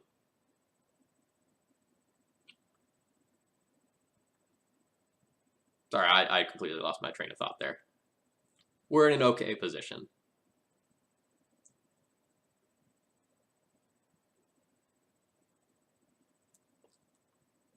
So Disgruntled Elk's line here is Wisp for Recruiter, so that at the very worst I can Wisp Recruiter again to get another Wisp the following turn.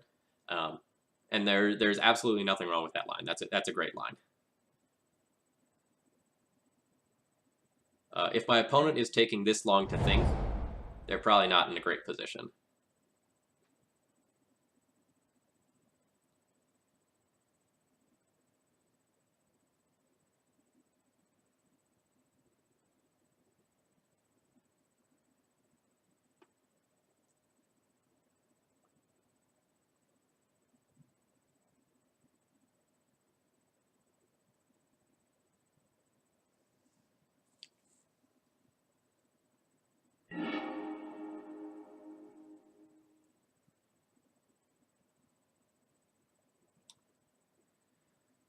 All right. So I was kind of holding my breath about something on that previous turn. I didn't even say it out of just like absolute fear. If my opponent had Ghost Quartered my plateau, I wouldn't have a second red source to cast this Pia in Kieran. And that would have been rough.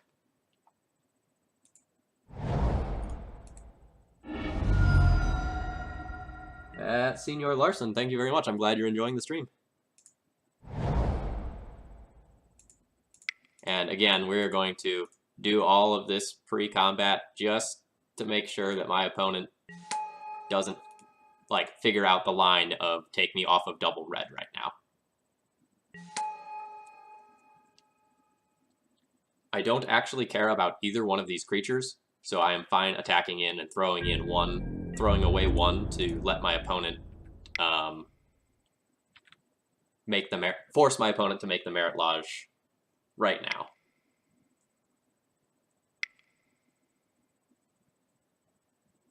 Because all we're hoping for is our opponent makes the Merit Lodge, we chump block it with a Thopter, and then we get to Palace Jailer it away. I don't think my opponent is going to have a second Sarigi step, or like ways to get rid of 2 Thopter tokens exactly right now. So I feel pretty good about our life choices.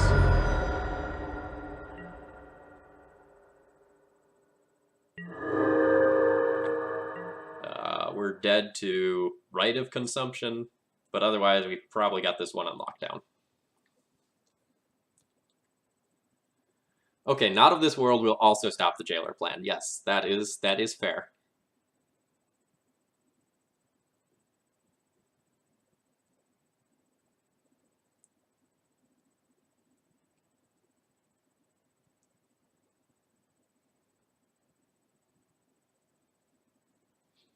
And I suppose we are the sort of deck that they would bring in Not of This World against. Does Not of This World do both activated abilities and spells, or just spells? It's been a while since I've played against it. I think I can, like, type that card in chat to figure it out. Not of This World. Maybe not. Or maybe I have to do, like, put card first.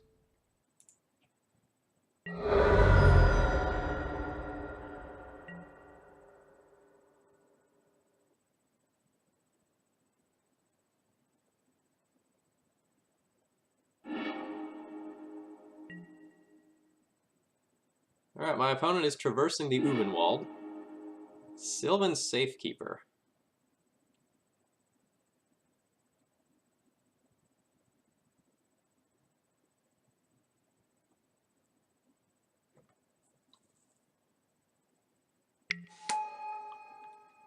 Alright, sacrifice a land. Target creature you control gains Shroud until the end of turn.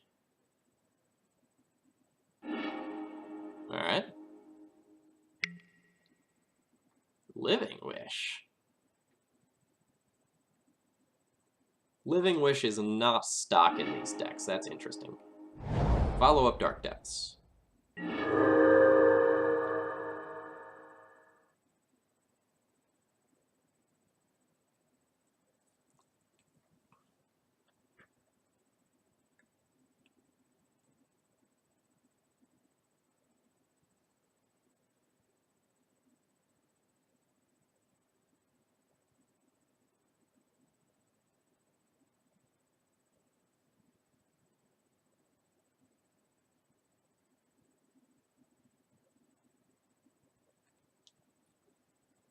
Yeah, so I think what we're doing is we're essentially playing a two-turn game here. What we're gonna do is attack in with PNK and Recruiter. We'll push 3 damage.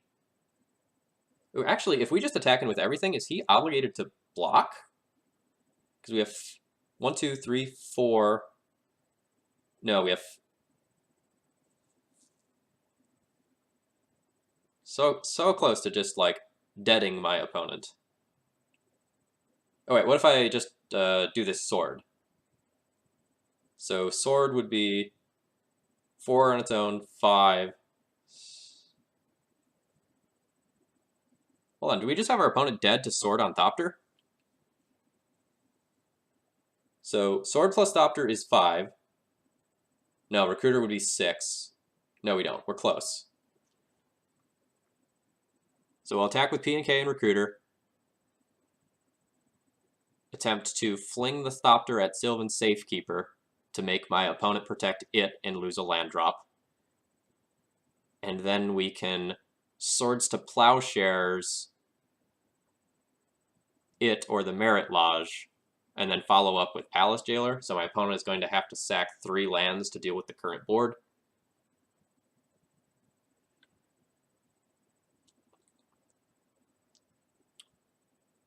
That all seems fine.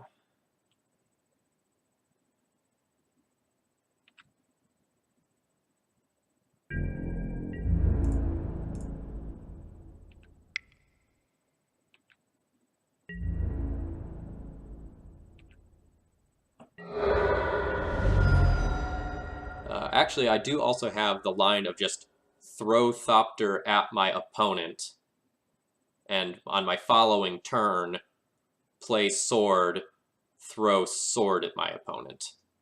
That is something I might end up doing too.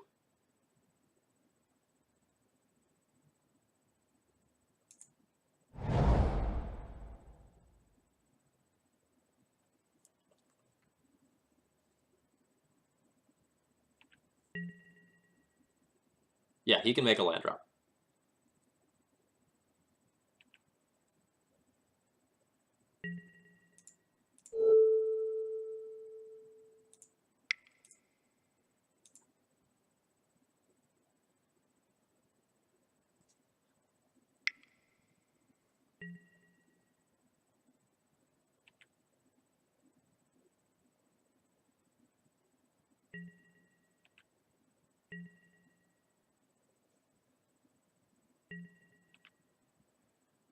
So a lot of what we do this turn is going to depend on whether or not the opponent attacks with the Merit Lodge, because they might not be able to out of fear of dying to Pia and Kieran activations. But I don't know whether or not they see that line. Like, Pia and Kieran is not a card that people are used to playing against.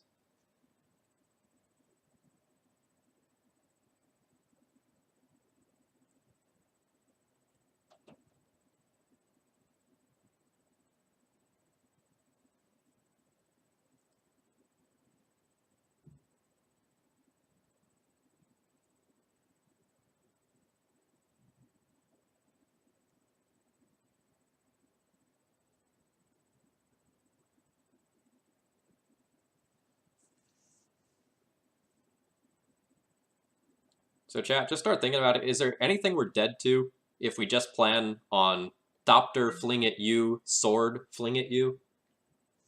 I don't think my opponent has any one-drop removal spell in their deck that can deal with P and K, or an artifact on the stack.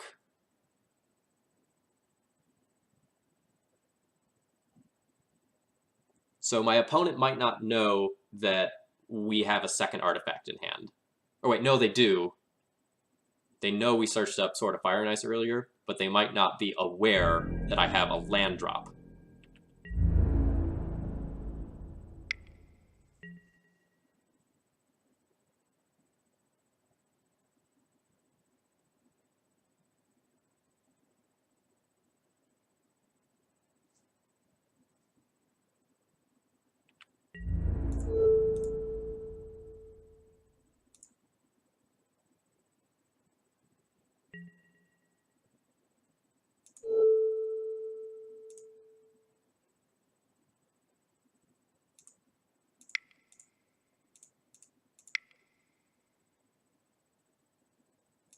Yeah, I agree. I'm going for the kill.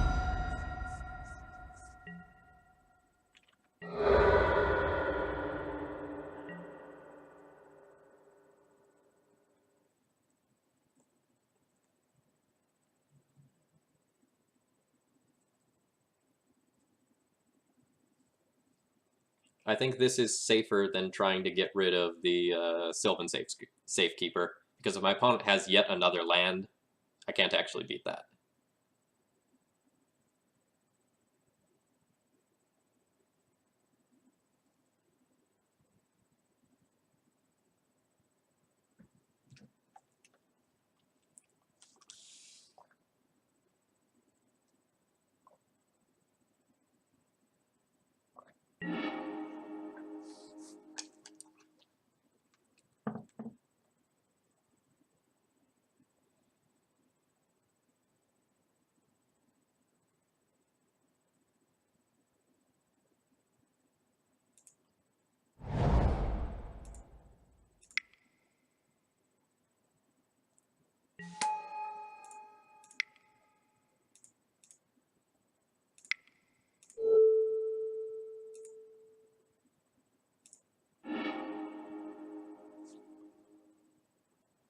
All right, Pia and Kieran is sweet.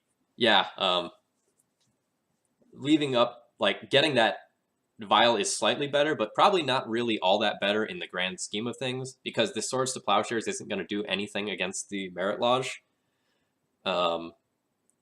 We can get them to sack a land by targeting the Sylvan Safekeeper with it, threatening to present lethal, but then that doesn't actually get us out of the bind. So the 2 extra mana doesn't really matter a ton. Alright, so we're on the draw with that one, and we win. In a way that I didn't really expect to win. So we won that with P and K, flinging stuff, and jump blocking.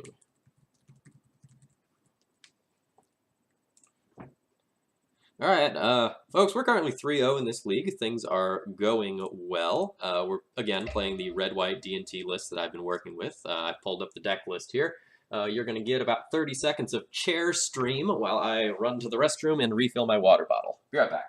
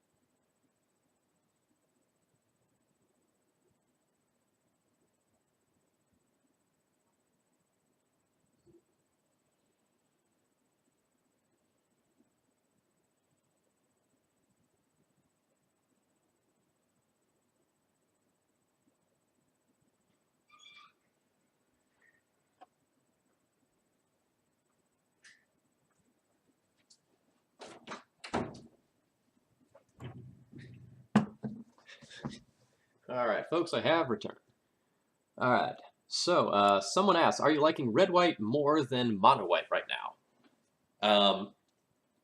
I'm going to write an article on this in a little while, probably at some point next week. The red-white deck feels better in many ways, but the mono-white deck probably performs better against the top of the field. This deck has a little bit more of an even win percentage against some of the popular decks, whereas D&T, the mono-white version, was sort of a landslide against the top decks, sort of in the favorable direction, but was dropping a lot of games to other things. The red-white build does get a lot of free wins, and I'm definitely getting a higher percentage of 5-0s with the red-white build. So that's what I'll say for now, and in a week to 2 weeks, I'll push out an article that talks about sort of the strengths and weaknesses of each build in great detail. But I am enjoying playing this build a lot.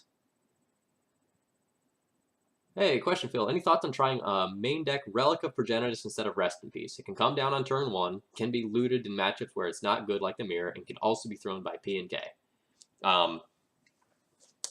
So I have not tried Relic in the past month or two. I've tried Relic in the past, and what I found is that it's not a high impact card. It is a card that usually ends up cycling. It's usually not bad.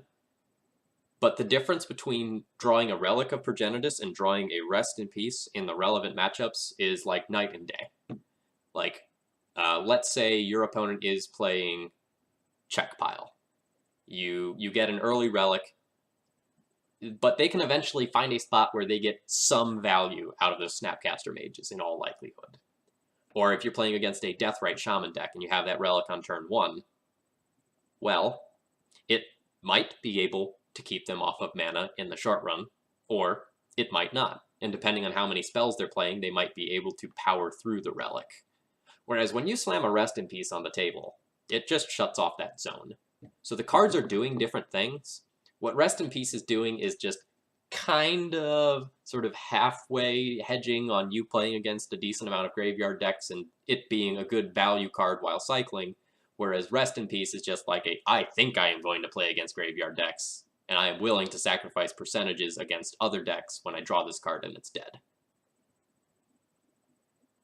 Do you have no sound? Being a good value card. I have sound. But Doug's, I had not considered Pia and Kieran being able to throw it. I don't know that those scenarios are going to come up enough where that matters, like where you have P and K in play and you're looking to throw something and you still have that Relic around somehow. Yeah, I do think Relic is a fine card to experiment with. When I tried Relic, I actually played 4. Like, I just played 4 Relics in my deck. And that was to bring me up to 12 1-drops in the deck. And with multiple Relics, though, there's a big difference. Because if you play multiple Relics, then the first one might keep them in check in the early game. And then you blow it. And then you get another one that can keep them in the check in the mid-game. So Relic is a card better played in multiples. I know Thomas Enevoldsen and Michael Bonda really like one of Relic of Progenitus in the sideboard. And they always play that card for reasons that I can't really figure out. I'm not nearly as hot on that card as other people are. Lingmeister, yes, there is 1 P and K in the main deck and a second over here in the sideboard. The second is very, very good. In matchups like Miracles and Check Pile, it just wins the game. And in that random situation we saw with Turbo Depths there, the Thopter tokens ended up blocking Merit Lodge, and we actually just shot our opponent for lethal damage rather than kill them the conventional way with the combat step. So Moxall brings up the good point. Yes, we only have 1 copy of P and K, but we have these 2 copies of Recruiters of the Guard as well. So effectively, we have 4 copies of P and K in our 75. Effectively.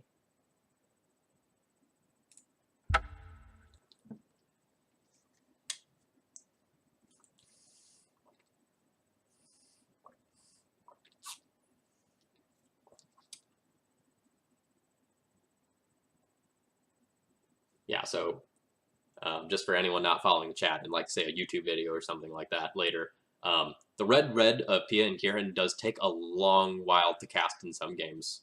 But the matchups where you want P and K the most are matchups like Miracles and Check Pile, where the game is going to go really long. You'll find the mana eventually. P and K is not a card that you usually plan on getting into play on turn 4. More realistically, a lot of times it's like turn 6 or 7. So Doug's asked, any love for Sudden Demise, or does Cunning Spark Mage do a similar role? I don't like Sudden Demise because it is a red non-creature card. It can't be recruited, and if you're leaning on Cavern of Souls for a lot of your red mana, then it's really hard to cast. Sudden Demise is an incredibly potent card, and when you draw it in something like the Elves matchup, it will just win the game if you can cast it. Alright. We're playing against Eugene Savoy.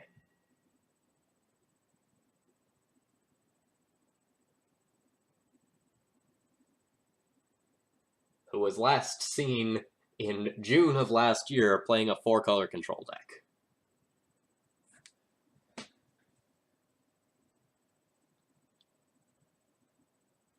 So this hand is pretty sweet if this Ether Vial resolves.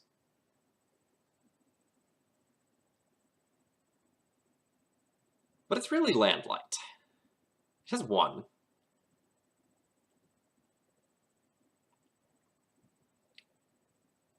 I have 2 1-drop plays. I can fetch a basic, so I don't need to worry about Wasteland. This hand is great if I draw a second land, or if this Vial sticks.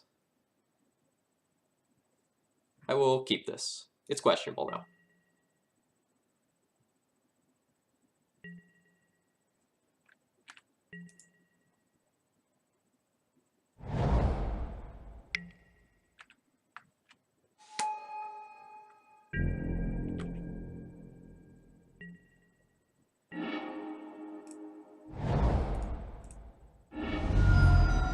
Hey there, Mr. Sparkle Muffin. Welcome to the stream.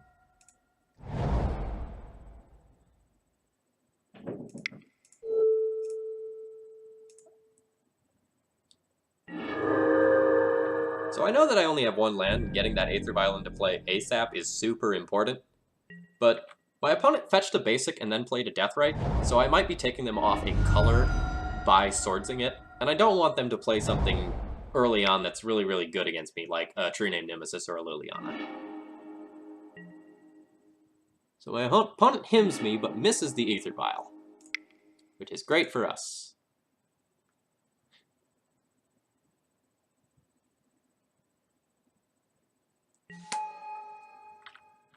So now we have the super aggressive Mom into Thalia into Recruiter or Flicker Wisp curve with this Vial, assuming we don't get just hymned into oblivion.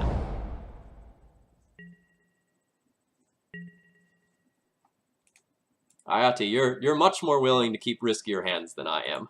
That has become very, very clear over the last day or two of you being in my stream. Just out of curiosity, Ayati, would you have kept that on the play?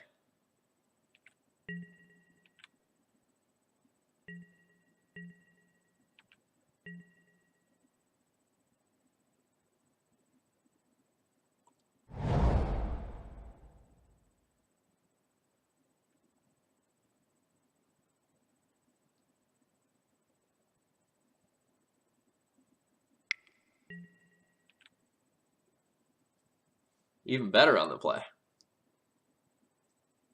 Interesting.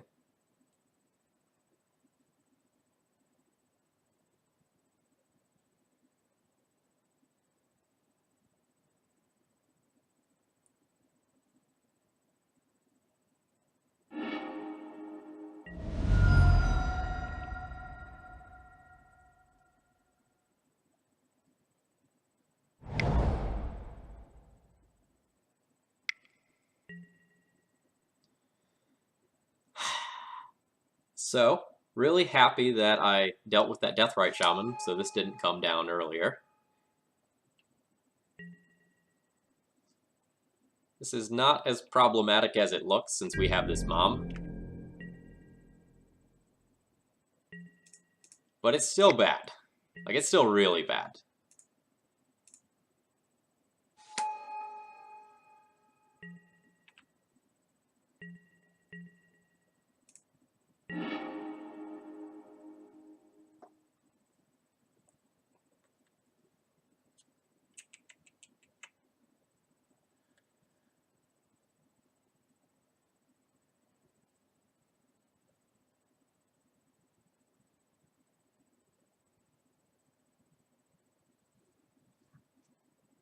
I want more lands for myself so that I can, like, Recruiter and then follow up cast something in the same turn.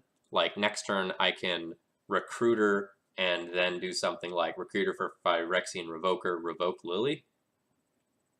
But if I leave my opponent's mana unchecked, they might do something like cast a Culligan's Command, which would be absolutely devastating. Like, I don't think I can beat a Culligan's Command. Like, if they do something like plus Lily on Mom, I protect Mom, in response, K-command me, that's rough. So I'm gonna dodge Culligan's command here in two different ways, by first wasting them off of red, and then putting in a Thalia.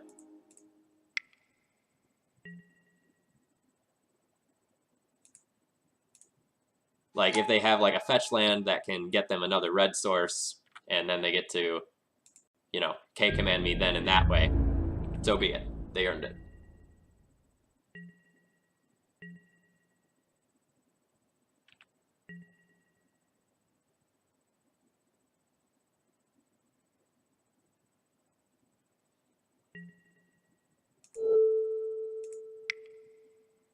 So this is the point where I expect them to fire off a removal spell. Nope.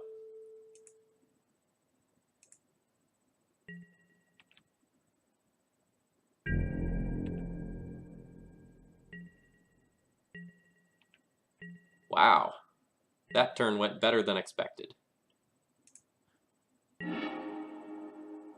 That draw step was also solid.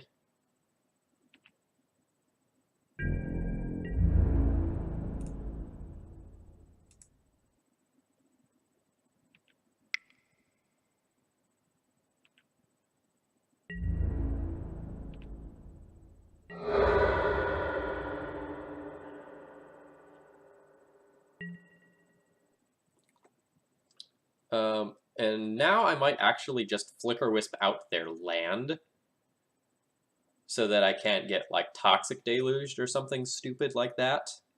Alternatively, I can keep the Flicker Wisp as a second protection spell so that I can, like, both Mom and Flicker Wisp protect something. But if they didn't kill my Mom in the previous turn, they probably don't have another removal spell.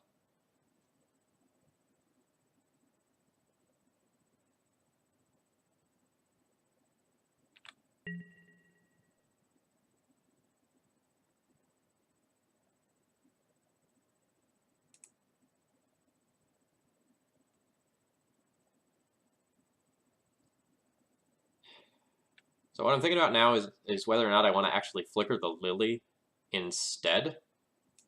If I flicker the Lily, it's going to go back to 3 loyalty, and my opponent doesn't have the opportunity to, like, draw a removal spell that gets one of these creatures off the board, but it wouldn't play around a Toxic Deluge.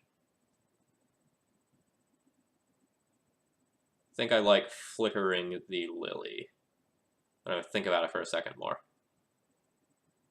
So if my opponent just has 1 removal spell on their turn, they plus on Mom, and then use a removal spell to get the Thalia or the Flicker Wisp on board, and then the Lily isn't dead. So I'm going to flicker the Lily.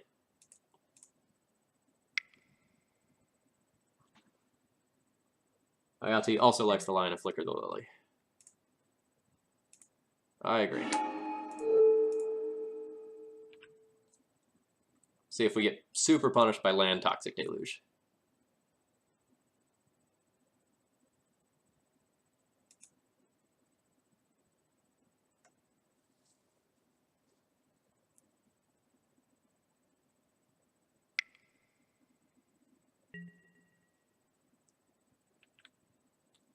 Alright, they are playing a bear.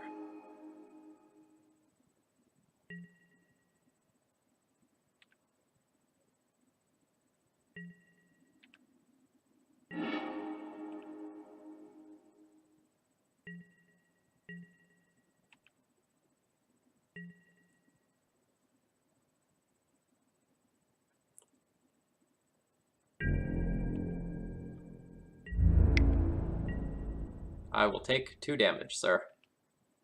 You won't trick me.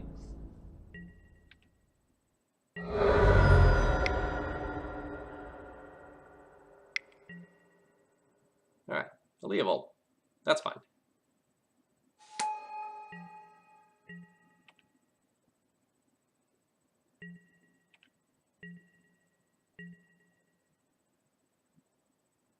Since I'm light on land, I'm not actually going to tick up and just slam the Palace Jailer on the Leovold here. I'm going to go ahead and just plan on using my Recruiter of the Guard and getting a Vryn Wingmare to further lock my opponent out on mana. I think that's the current plan. If we draw Karakas, we might switch to like getting P&K or something. Like, if I just Jailer him, alright,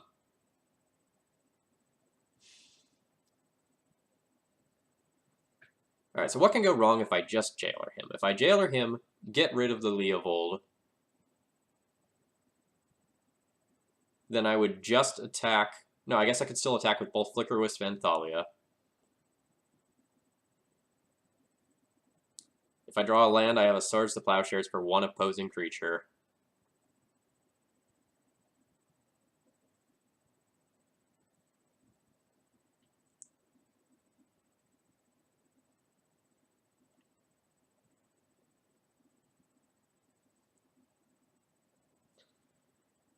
Alright, I'll Jailer.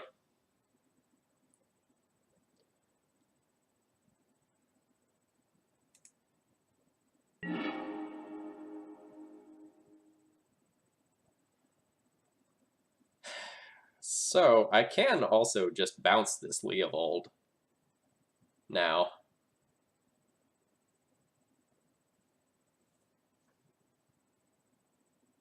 But we'll Jailer it.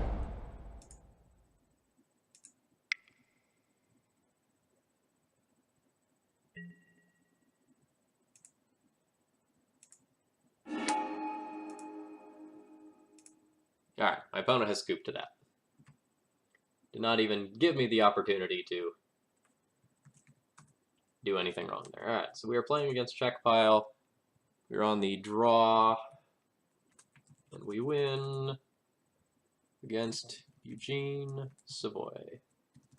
Game 1 win with Mana Denial and a Flicker Wisp for Lily Last. So we move to sideboarding.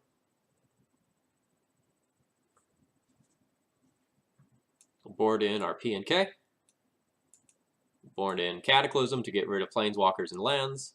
Mirran Crusader and Sanctum Prelate are sort of annoying bodies, and Rest in Peace stops all of their value cards. We will board out our Swords to Plowshares. They're not particularly good.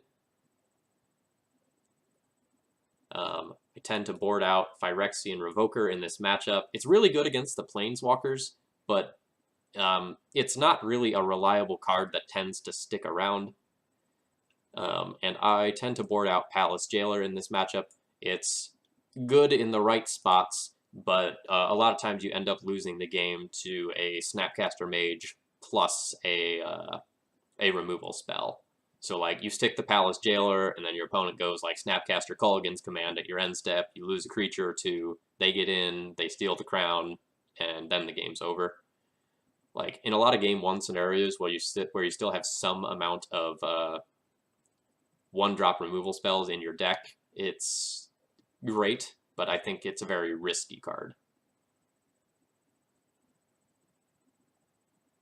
I think Prelate on 3 is pretty insane. Stopping Toxic Deluge and Culligan's Command is great.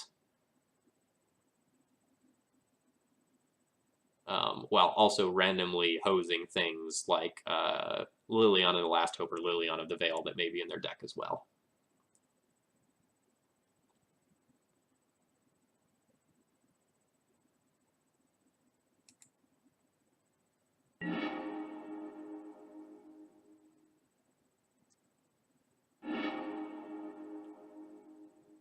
Alright, our hand's slow, but solid. We'll keep this.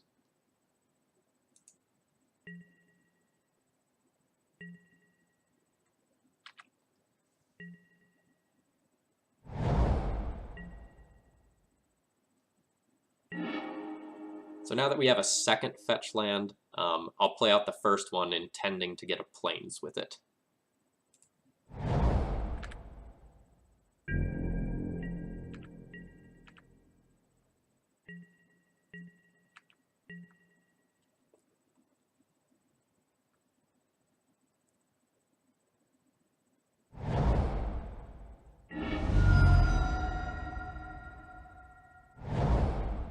Alright, we're not getting hemmed, so that's good. Sticking the Rest in Peace on turn 2 is really good before they get any value out of a Snapcaster Mage.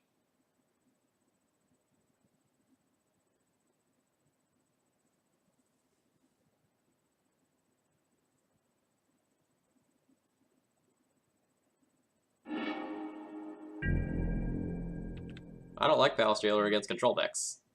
I think it's really risky. And I don't really want to draw any more land, so I'll go ahead and fetch a plains now.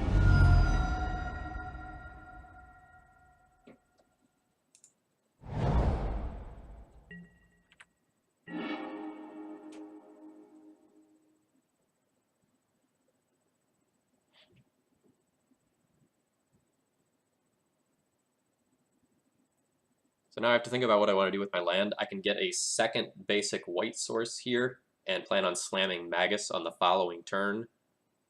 Or I can get the second red source to go and cast P and K.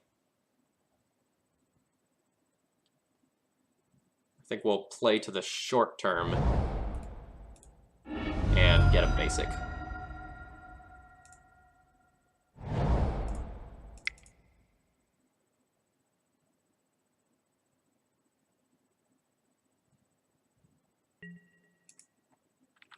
Yeah, Caracas is my second red source if Magus lives. If Magus doesn't live, it doesn't do anything.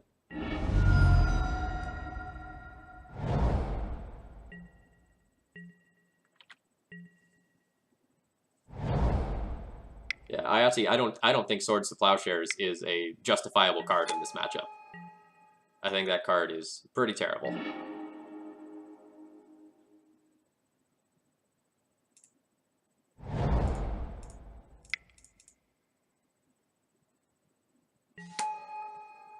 Alright, we have a Magus of the Moon.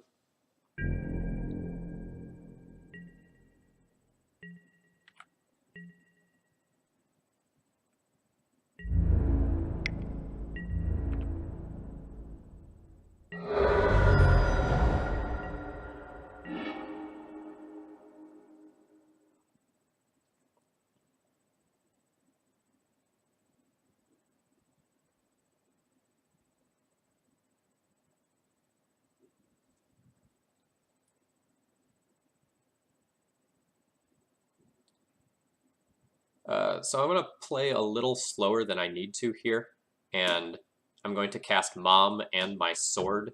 That way I play around a Snapcaster Mage getting flashed in and just killing this Magus, because we aren't going to lose this game with this Magus around, with the board state as is.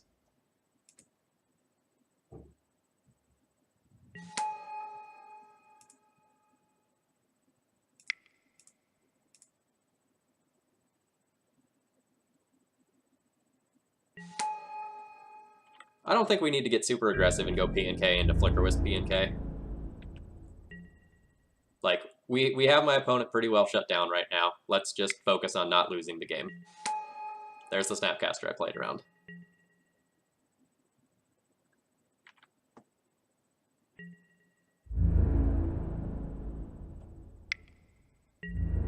We can take that 5, that's fine.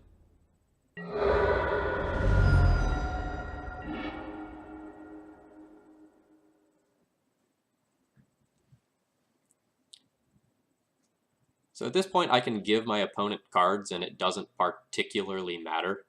I'd love to get this Leovold out of play so I can start drawing cards with my sword.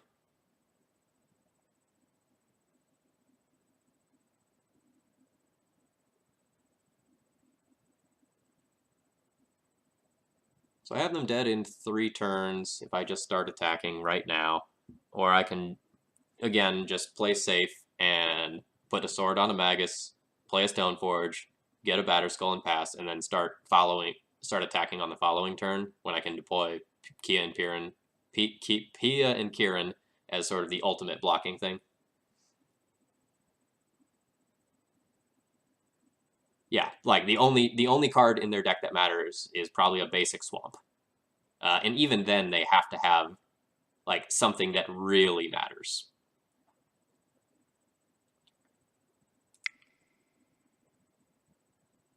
Alternatively, I can just P and K right now and then start attacking the following turn. And my blocks are fine to their board.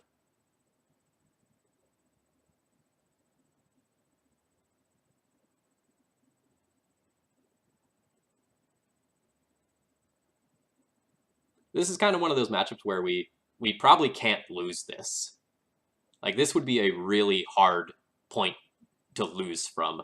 So we just have to figure out, like, what is, like, the play that makes us win 99% of the time versus 97% of the time.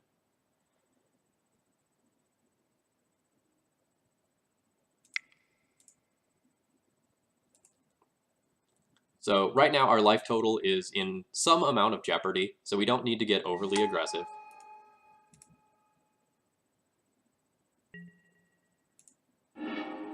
So we Stoneforge, we go and get our Batterskull, and now I'll go ahead and put this sword on the Magus, and we'll just pass the turn. No need to tap this mob ever now. And then the following turn, we have a Batterskull that we can flash in, and we'll start just absolutely doming them.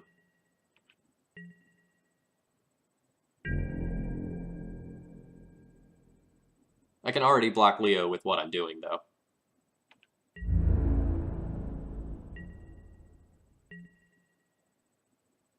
Oh, equip the moon, not the mom. Sorry, I misread that. Yeah.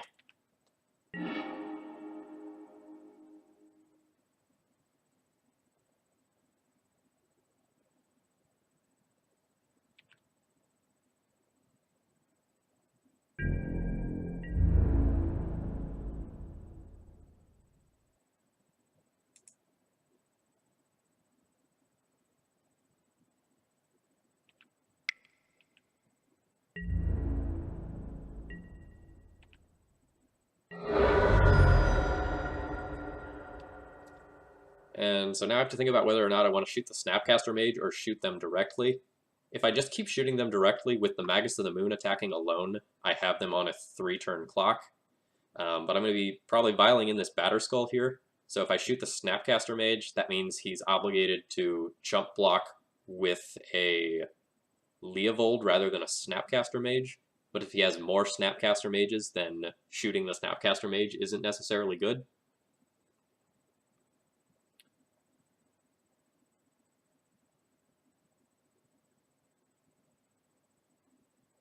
But if my opponent is just, like, chump blocking with Snapcaster Mages, I probably don't care about that. Let's just send it to the face. I can also just shoot my own Magus to prevent my opponent from drawing cards, but I think we're just all about getting them dead.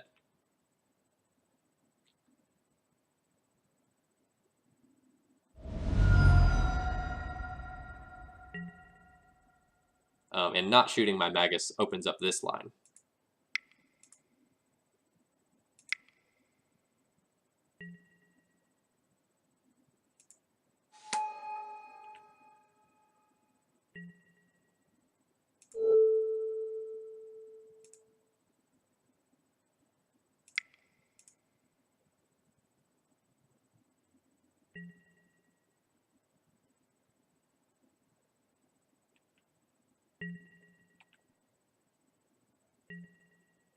How about P and K for lethal next turn, even with Snap?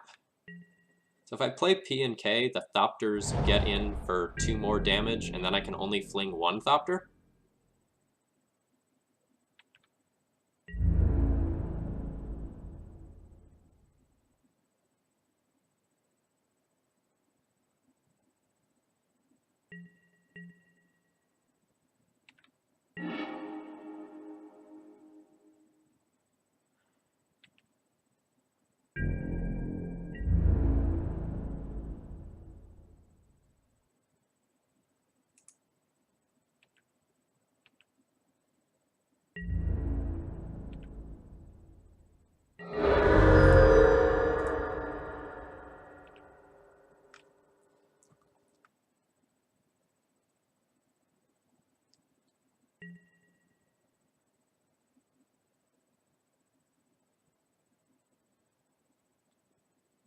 No, Pia is not gonna...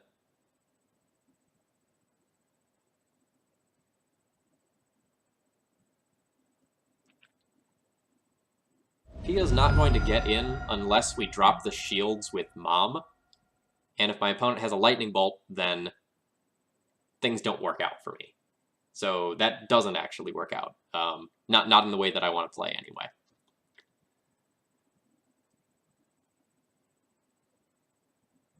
So my opponent can't Toxic Deluge if they draw a Swamp now. A Culligan's Command.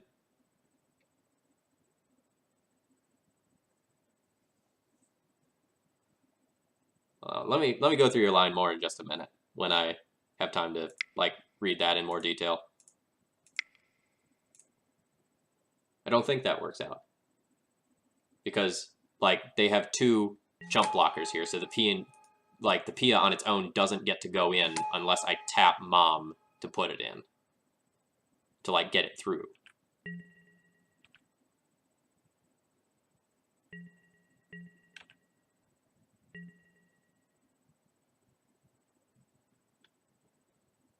Yeah, I agree. The only way I lose is if I time out by talking about it.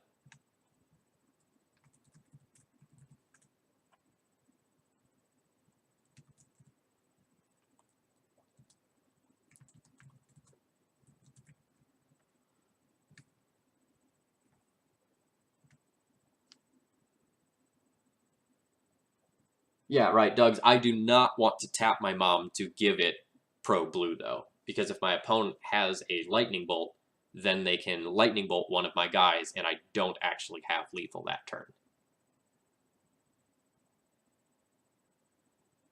Sure, but if I... So, I can't move this now. If I protect P and K with Mom to give it pro blue, and my opponent has a lightning bolt, in response, they lightning bolt this, and I haven't actually changed the clock at all, and I actually expose myself to other things as well. So I don't actually think that's good. I want to take zero risk lines. So my sword still would have been over here, so the Magus can't get bolted, but P and K could get bolted, and then I'm not presenting lethal.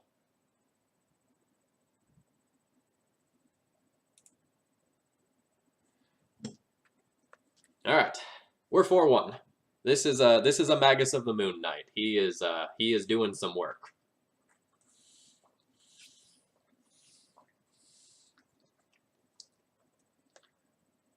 So that was an interesting game. It was a landslide in our direction, but our 90 versus 95% lines were interesting to talk about. In an actual tournament, I would have moved much more quickly there and spent less time about it. My opponent was on so few outs.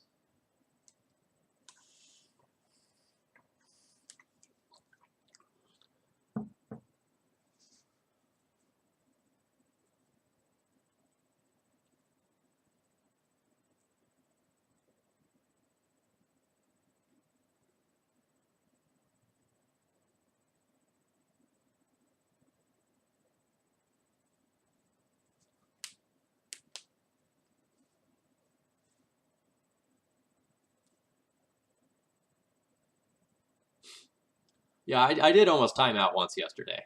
We were down to the 2-minute mark in one of the matches before I won that one. I've gotten better about that. The first stream was rough. I was down to sub 5 minutes in multiple of my games because I was getting used to talking and interacting with the chat.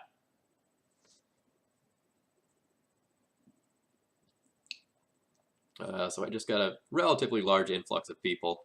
So I'm playing red-white taxes. Here's the deck list while we wait. It features Magus of the Moon, who is being total bros today. He is just winning us all of the games with zero effort. And PN Kieran Nalar is not shabby either. We've done some weird things with it in the stream today, including chump blocking a Merit Lodge with the tokens and then flinging the tokens at our opponent. Just a normal day at the office.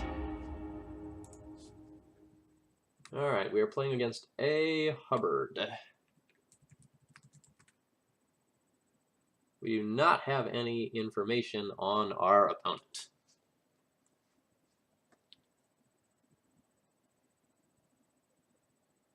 Well, this hand does things. doesn't do any one thing particularly well.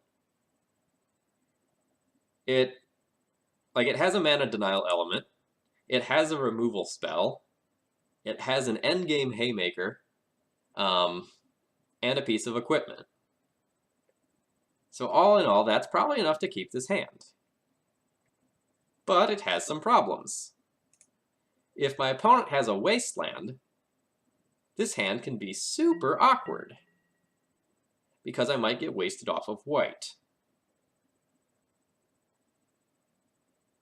It's not as good in terms of mana efficiency, because I'm not going to give myself the option to swords on turn 1, but I'm actually going to lead on wasteland, I think. Nah, I've got this cavern. I'll risk it and get punished. My opponent has a death right. I would really like to just swords that on turn 1 rather than revoke it.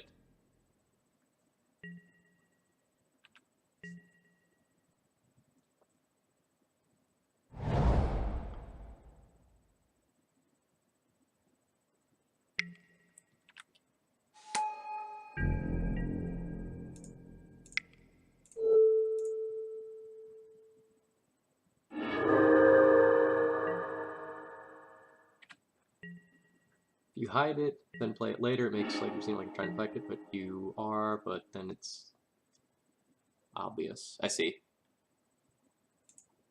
So we're a little land light ourselves, but we're still going to wasteland our opponent, especially after we drew this swords. If they have like a follow-up Deathrite Shaman, this is going to be pretty gross.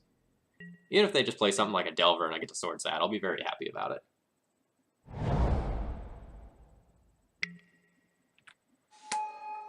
Hello, Delver, my friend. Meet Swords to Plowshare number 2.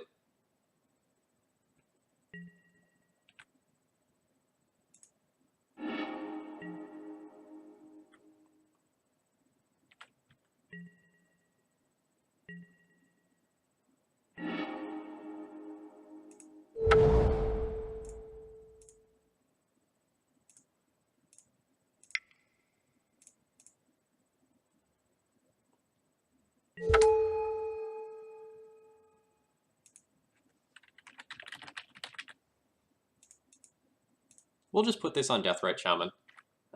There are other cards our opponent can potentially have, like Liliana the Last Hope, but Deathrite Shaman is the most likely card that they will draw that this Revoker will be relevant against.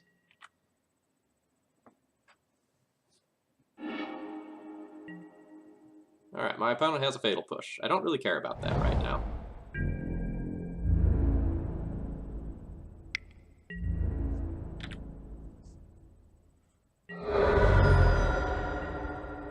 Like, my opponent is probably going to hold up this Fatal Push for their turn, and let me crack them for 2 with the Revoker.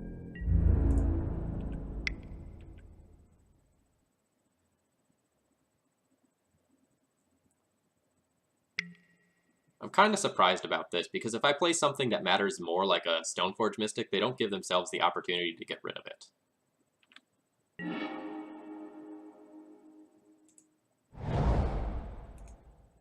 I'm going to take this opportunity to fetch while my opponent has 0 chance of stifling me. I don't think Stifle is something they're going to have in their deck, but I'll play around it nevertheless.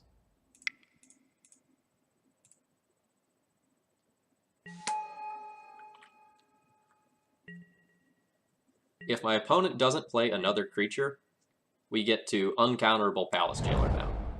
If my opponent plays another creature, I may or may not be able to use this Palace Jailer.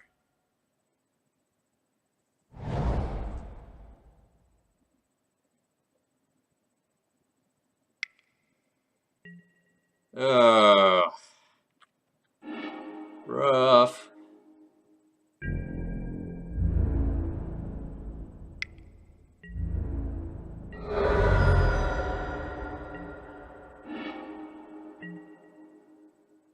I'm not gonna try to like hold this land to like pretend I have something that matters.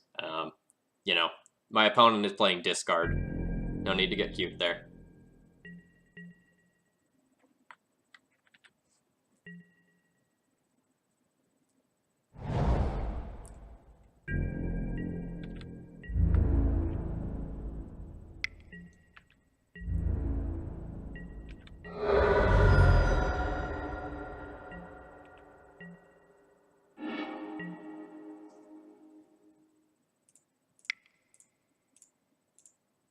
Alright, let's see if we can unflip a Delver.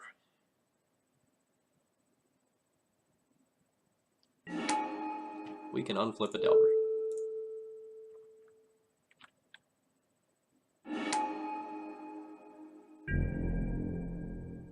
I don't know that playing around Stifle is bad.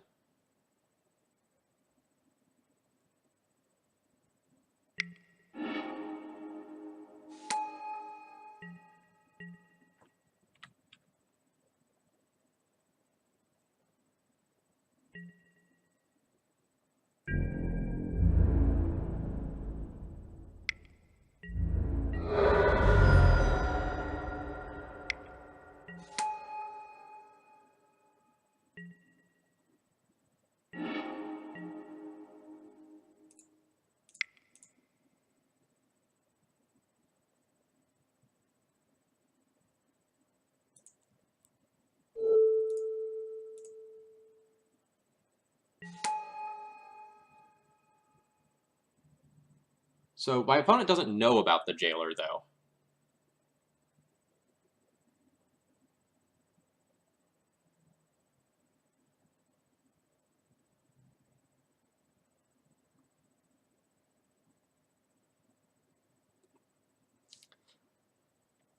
So I'm taking a moment to think about whether or not I want to hold up the Caracas to protect the Thalia or just equip the Jitte now. Equipping the Jitte now probably doesn't do as much as protecting the Thalia from a potential removal spell. We might get into the point where we're priced into just like equip Jitte on Thalia, block, get Jitte counters, bounce Thalia the following turn.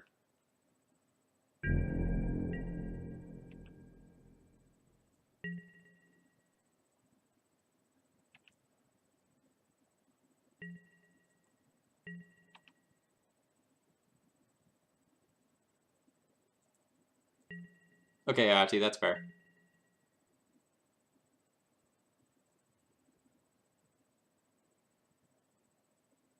But if my land gets stifled, I can't cast the Jailer for another turn down the road.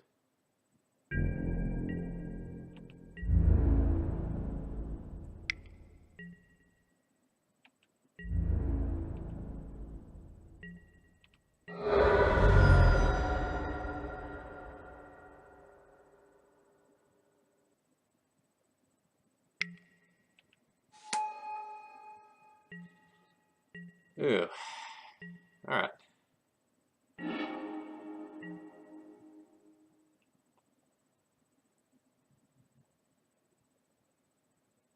This spot's awkward. If I attack in with Athalia, I can kill both Delvers, but then die to the Tarmogoyf. If I don't attack with Athalia, and the Delvers flip, I die to that.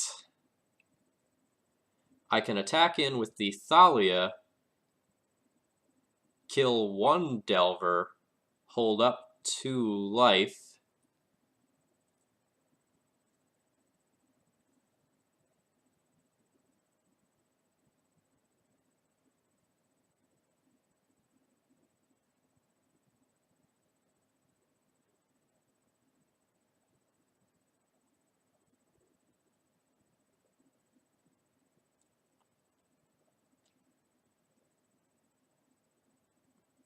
so what if I go on the gain 4 life mode instead? Then that puts me up to 8, and I'm not dead to the board. If these Delvers flip, I'm in big trouble. So I think I have to play for the Delvers not flipping.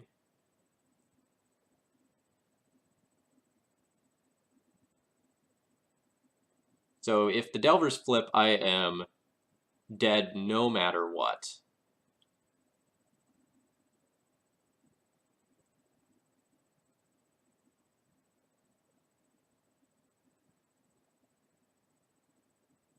Actually, that's not true. If the Delvers flip and I just Thalia gain some life with Jitte, then I can live. Because I can take 6 from the Delvers, do first strike damage with Tarmogoyf, and gain some life that way. Or use that to kill a Delver. It's just not a glorious line. We really need to draw Swords to Plowshares.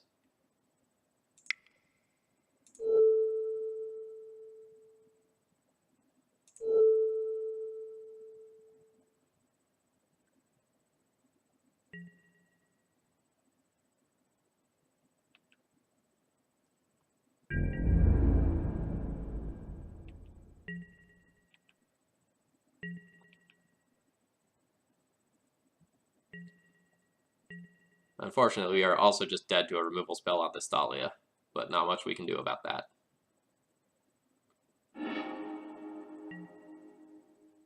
Alright.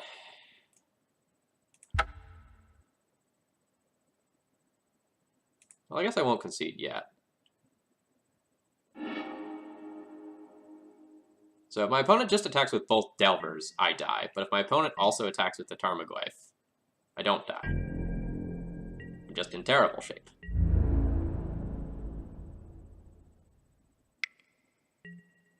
Okay. I am not dead. I should be dead, but I'm not. Alright, so we go ahead and block here.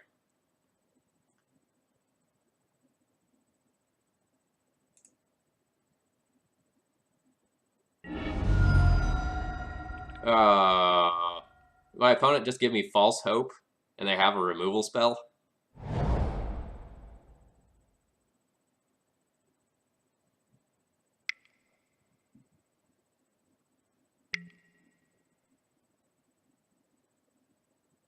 Sure.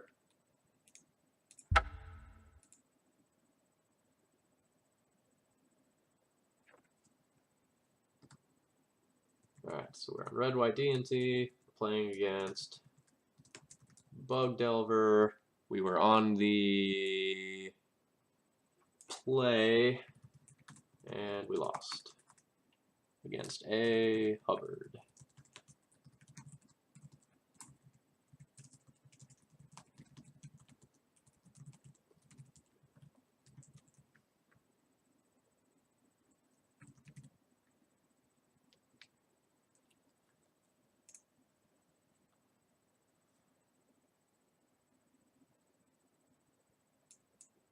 Alright, so we board in our paths.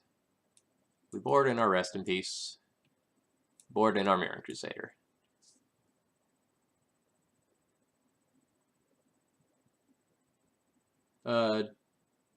Did you have a specific spot you were thinking about? Destroy target tapped creature? Like, the only time I really could have played around a Daze was on turn 2 of that game, where I could have waited and Swords to Plowshare the Delver on my turn after playing Cavern of Souls. But that's not necessarily the best, because my opponent basically showed me on the previous turn they didn't have a Daze because they didn't protect their Deathrite Shaman when they could have. So, like, my opponent's draw for that turn was very likely the Daze. So I wasn't going to play around a Daze that I didn't think that they had. Like, I had strong evidence that they did not have a Daze.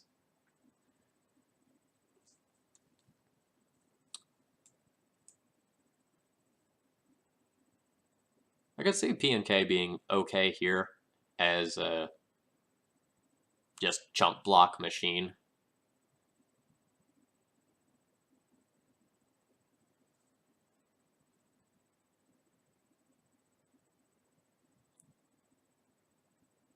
Need one more cut.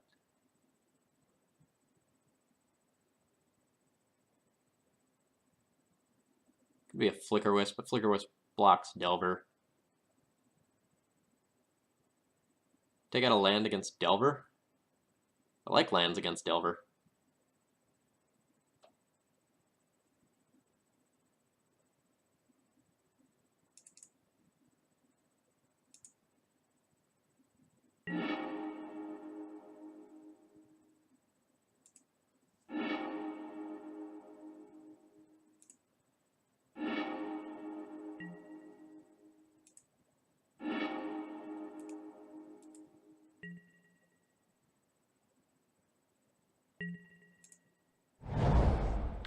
So this is going to be good against, like, the Tarmogoyf Deathrite Shaman side of the deck, but bad against the Delver side of the deck.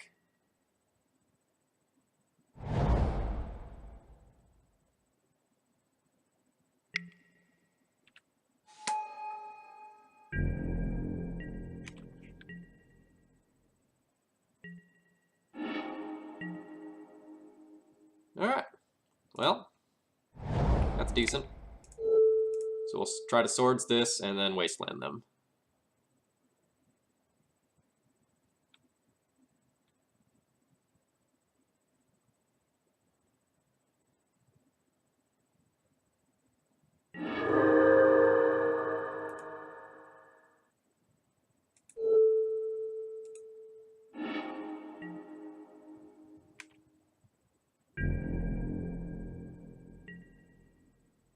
Yeah, that was the perfect top deck there. I can't lie to you. So like now if my opponent goes like fetch Bayou, Deathrite Shaman, I get to follow up with this Rest in Peace.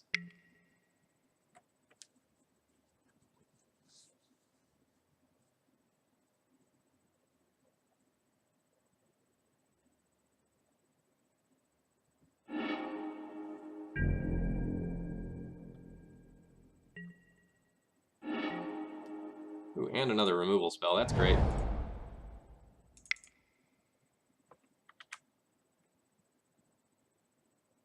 So right now we're scared of our opponent having something like a Liliana the Last Hope or a True Name Nemesis that can dodge sort of our removal. All right, Days on the draw.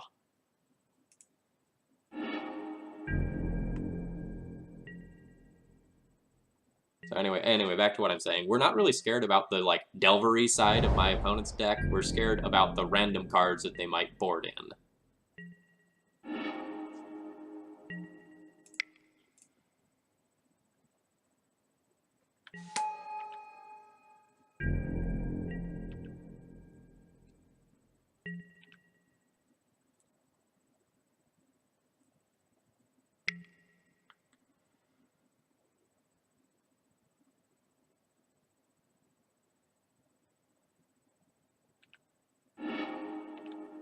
I could Path to Exile my mom there to get my third planes, but I'd rather just eat the first threat that they stick.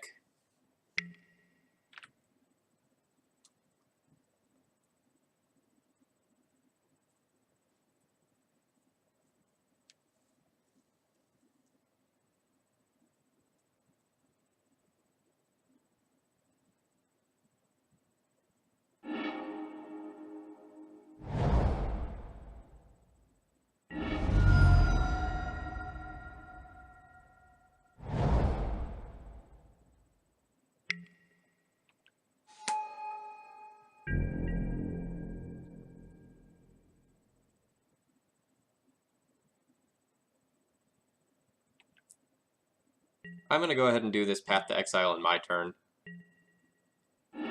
I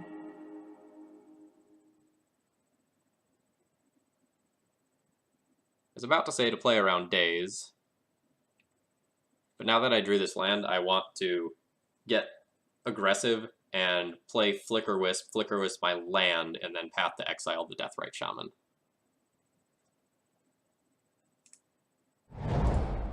That is a high enough upside play where I will play into the Days if they have it.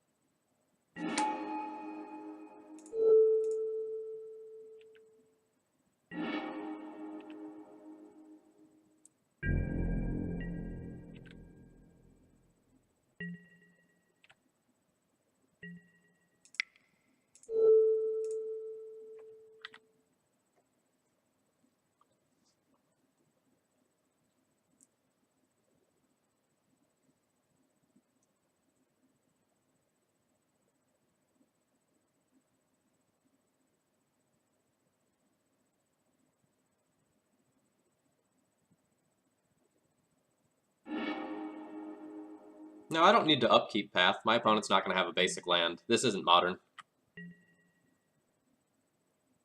Like, I don't want to play into, like, a random Spell Pierce or something like that, or Brainstorm for a Force of Will, or a Daze. That seems really bad. I also don't want to give them the Deathrite Shaman activation. Alright, that is a big boy Tarmogoyf. Decent.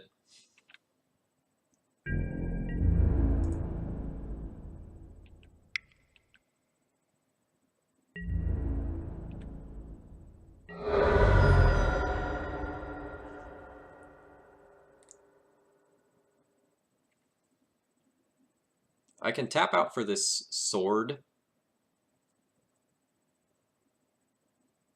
and then plan on equip sword and Swords to Plowshares the following turn, or I can just get this Tarmogoyf off the table. My opponent hasn't had the opportunity to like play an Abrupt Decay that mattered this game yet, so the sword is pretty likely to die if I play it.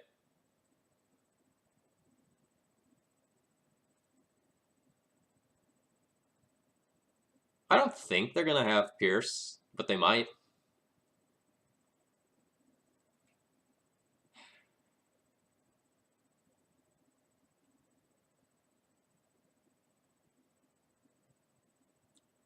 The aggressive line is just jam the sword, take 5 from the Tarmogoyf. But I'll take the conservative line. My life total matters.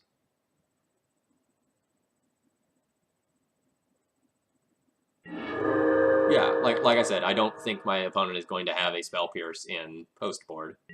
But like my opponent also has Daze on the draw, so who knows?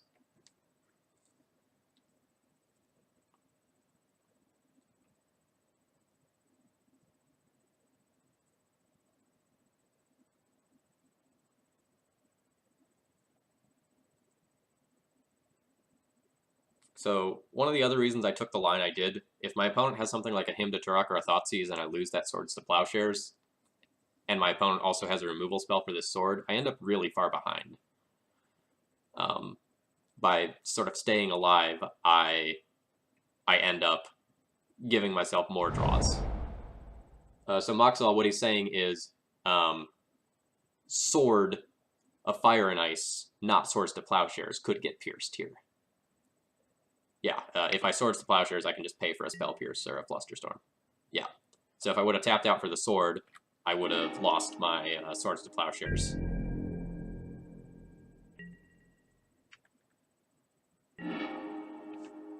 Port's actually a decent draw. Not amazing, but decent. Like, if I'm going to draw a land, I would like it to be Rashad.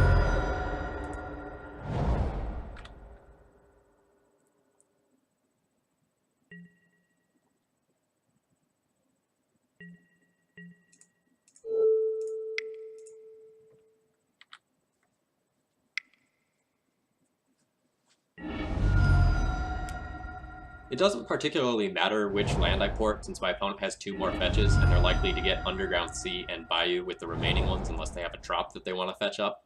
So I'm not actually going to take them off of double of any color, no matter what I port. I chose Bayou so they couldn't Brainstorm. Sure, the Evolt's fine. On paper, for budgetary reasons, your best choice there is Ghost Quarter, but it's not an adequate substitution.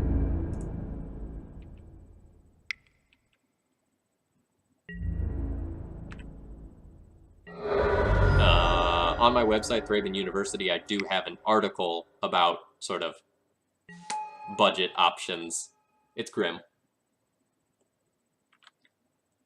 I'm not going to port my opponent because of the Leovold.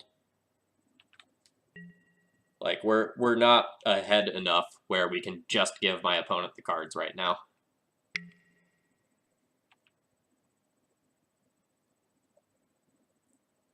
Wizards R&D loves Death and Taxes. They just keep reprinting all of the cards in it so everyone can play Death and Taxes. And then they keep printing more sweet hate bears so that I can hate people even harder.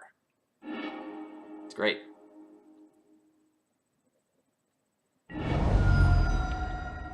Yeah, any D&T staple that hasn't been reprinted yet is likely on the reprinting block within the next... Oh, no.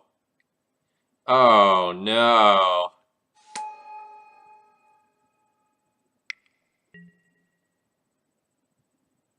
Alright.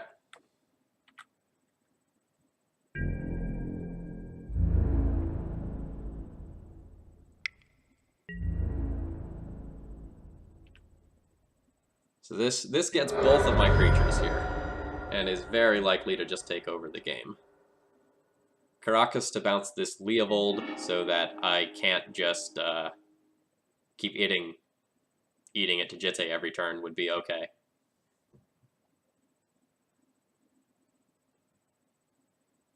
So note that this probably did not happen because we chose not to port my opponent. If they had the Jitte in hand,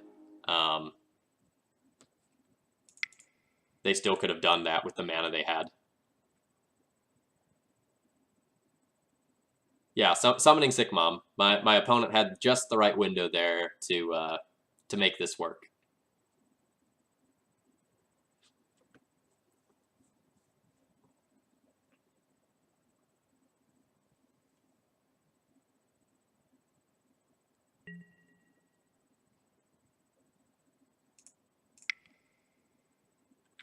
Yeah, my opponent chooses to daze.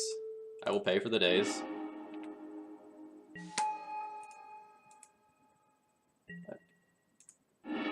So my opponent knows that I have a Jitte, so they were afraid of me hard casting my own Jitte. But, like, my own Jitte isn't going to get me out ahead of my opponent's Jitte when they already have the creature on board. So instead I'm going to get Batterskull, that way if I draw a land, like, I have a creature that matters. My opponent just blew a daze on my Stoneforge Mystic, so they probably don't have another daze.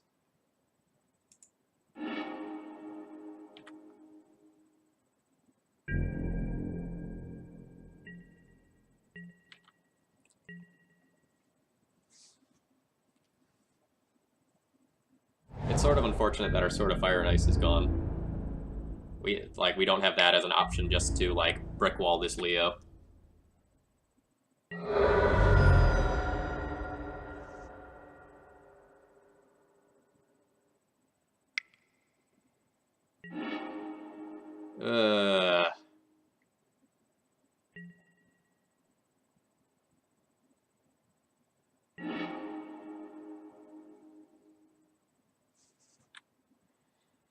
Well,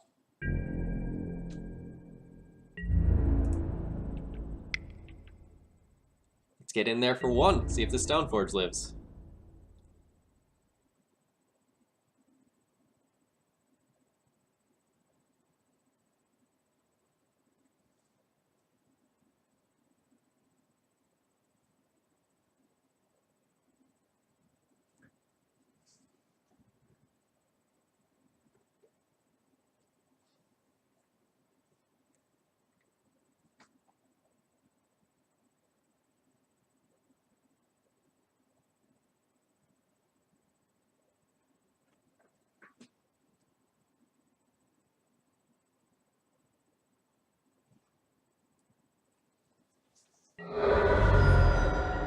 Ooh, snuck 1 point of damage in there.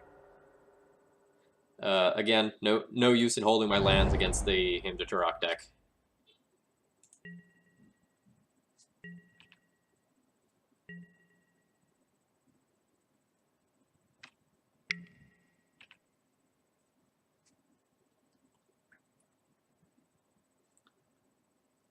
We're in bad shape, but assuming my opponent doesn't have a removal spell and I just get like a Karaka, about to say, if my opponent doesn't have a removal spell or another creature, then one removal spell gets this Leovold off the table, and we can potentially crawl back into this, but we're pretty dead now.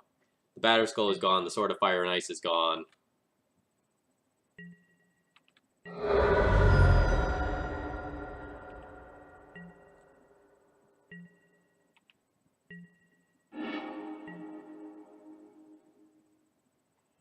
Well, that is a castable Magic the Gathering card.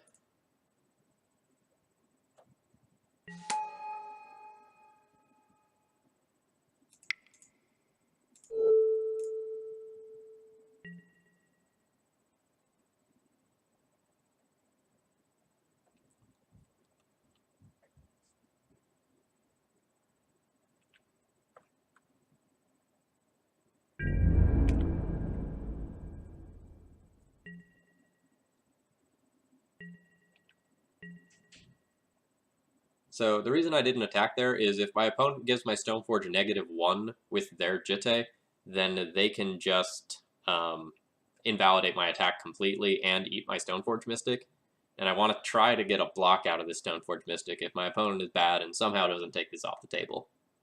But this Stoneforge should just die, and then I should die in short order. Not this turn, but on my next turn.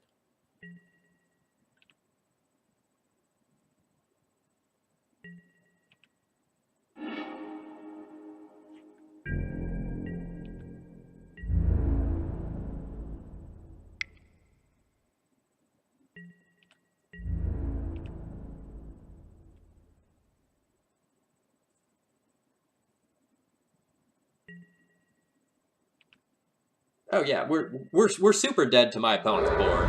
We're super dead to our opponent having any extra card. We're dead to this Deathrite Shaman. We're dead to this Leo. We're dead to this Jitte.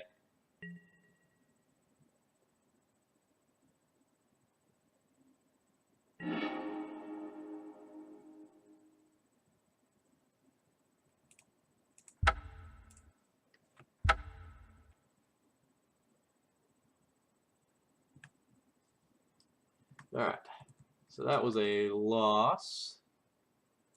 So game 2, we lost to an opposing Jitte at sort of the absolute perfect time. So that was the turn before our mom got online to invalidate that for the time being. All right, so that was a 4-1 league for red-white taxes.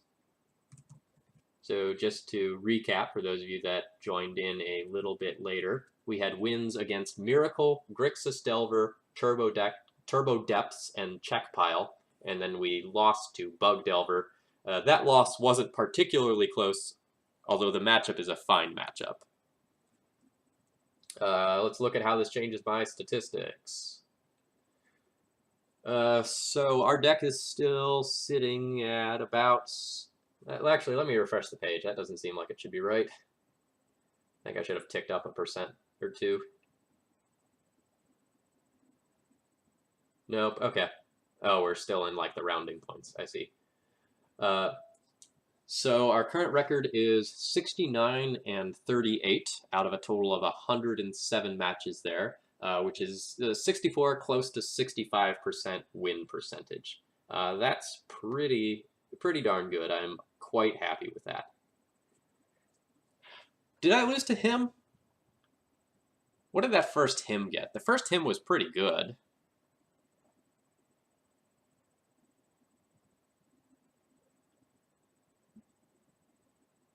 The him get an early piece of equipment? I believe that I lost to that him.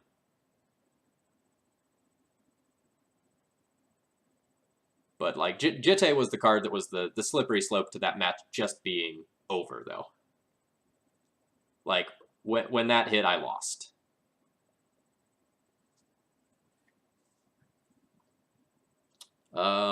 So, folks, if you have any questions, feel free to throw them in the chat. I am not going to stream another league tonight. It is very likely that I will stream tomorrow night at about the same time, after dinner Eastern time. You know, that might be 6 or it might be 8, but sometime tomorrow evening I am very likely to stream. I did not stream last night because Mark Koenig was streaming Death and Taxes, and then about the time when he stopped, Moto started having some issues, and I figured it wasn't worth it. Even if I got it working, you know, there might not be people in the queues. Thank you for everyone who tuned in today. If you haven't followed already and you like my content, feel free to follow and help support Thraben University's slow trip towards becoming a partner for Twitch and eventually making this channel something neat with all sorts of, like, Thalia emojis and things. Or sorry, this is Twitch, so they're emotes instead. Would Sword of Fire and Ice help you race better? Sword of Fire and Ice, more importantly, would have invalidated the opposing attacking Leo. So if we stop the Leo from attacking and getting Jitte counters, we get time to draw back into this. And then, you know, if we get Magus of the Moon, we can shut off their mana, they can't cast anything else, and then eventually, you know, we get some First Strike Eyes or some Flyers, and I can actually do something that matters there. So Azeotropes, it's not that like the race was what was important there. It was not losing to that Jitte.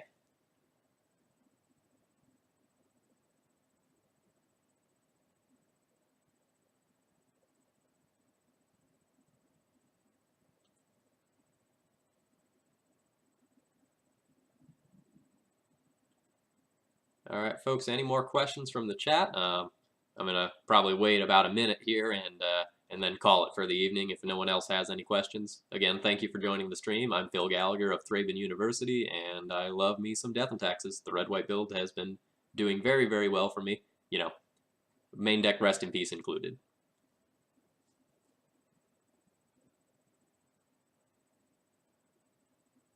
It's exclamation mark Thalia is what you want, Moxall.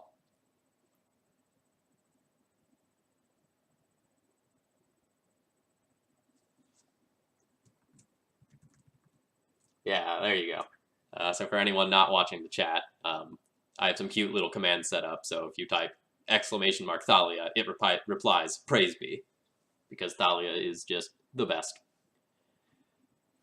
All right, folks, no more questions are filtering in, so thank you, my fellow D&T fans. I will see you all again likely tomorrow night. Goodbye, and thank you for watching.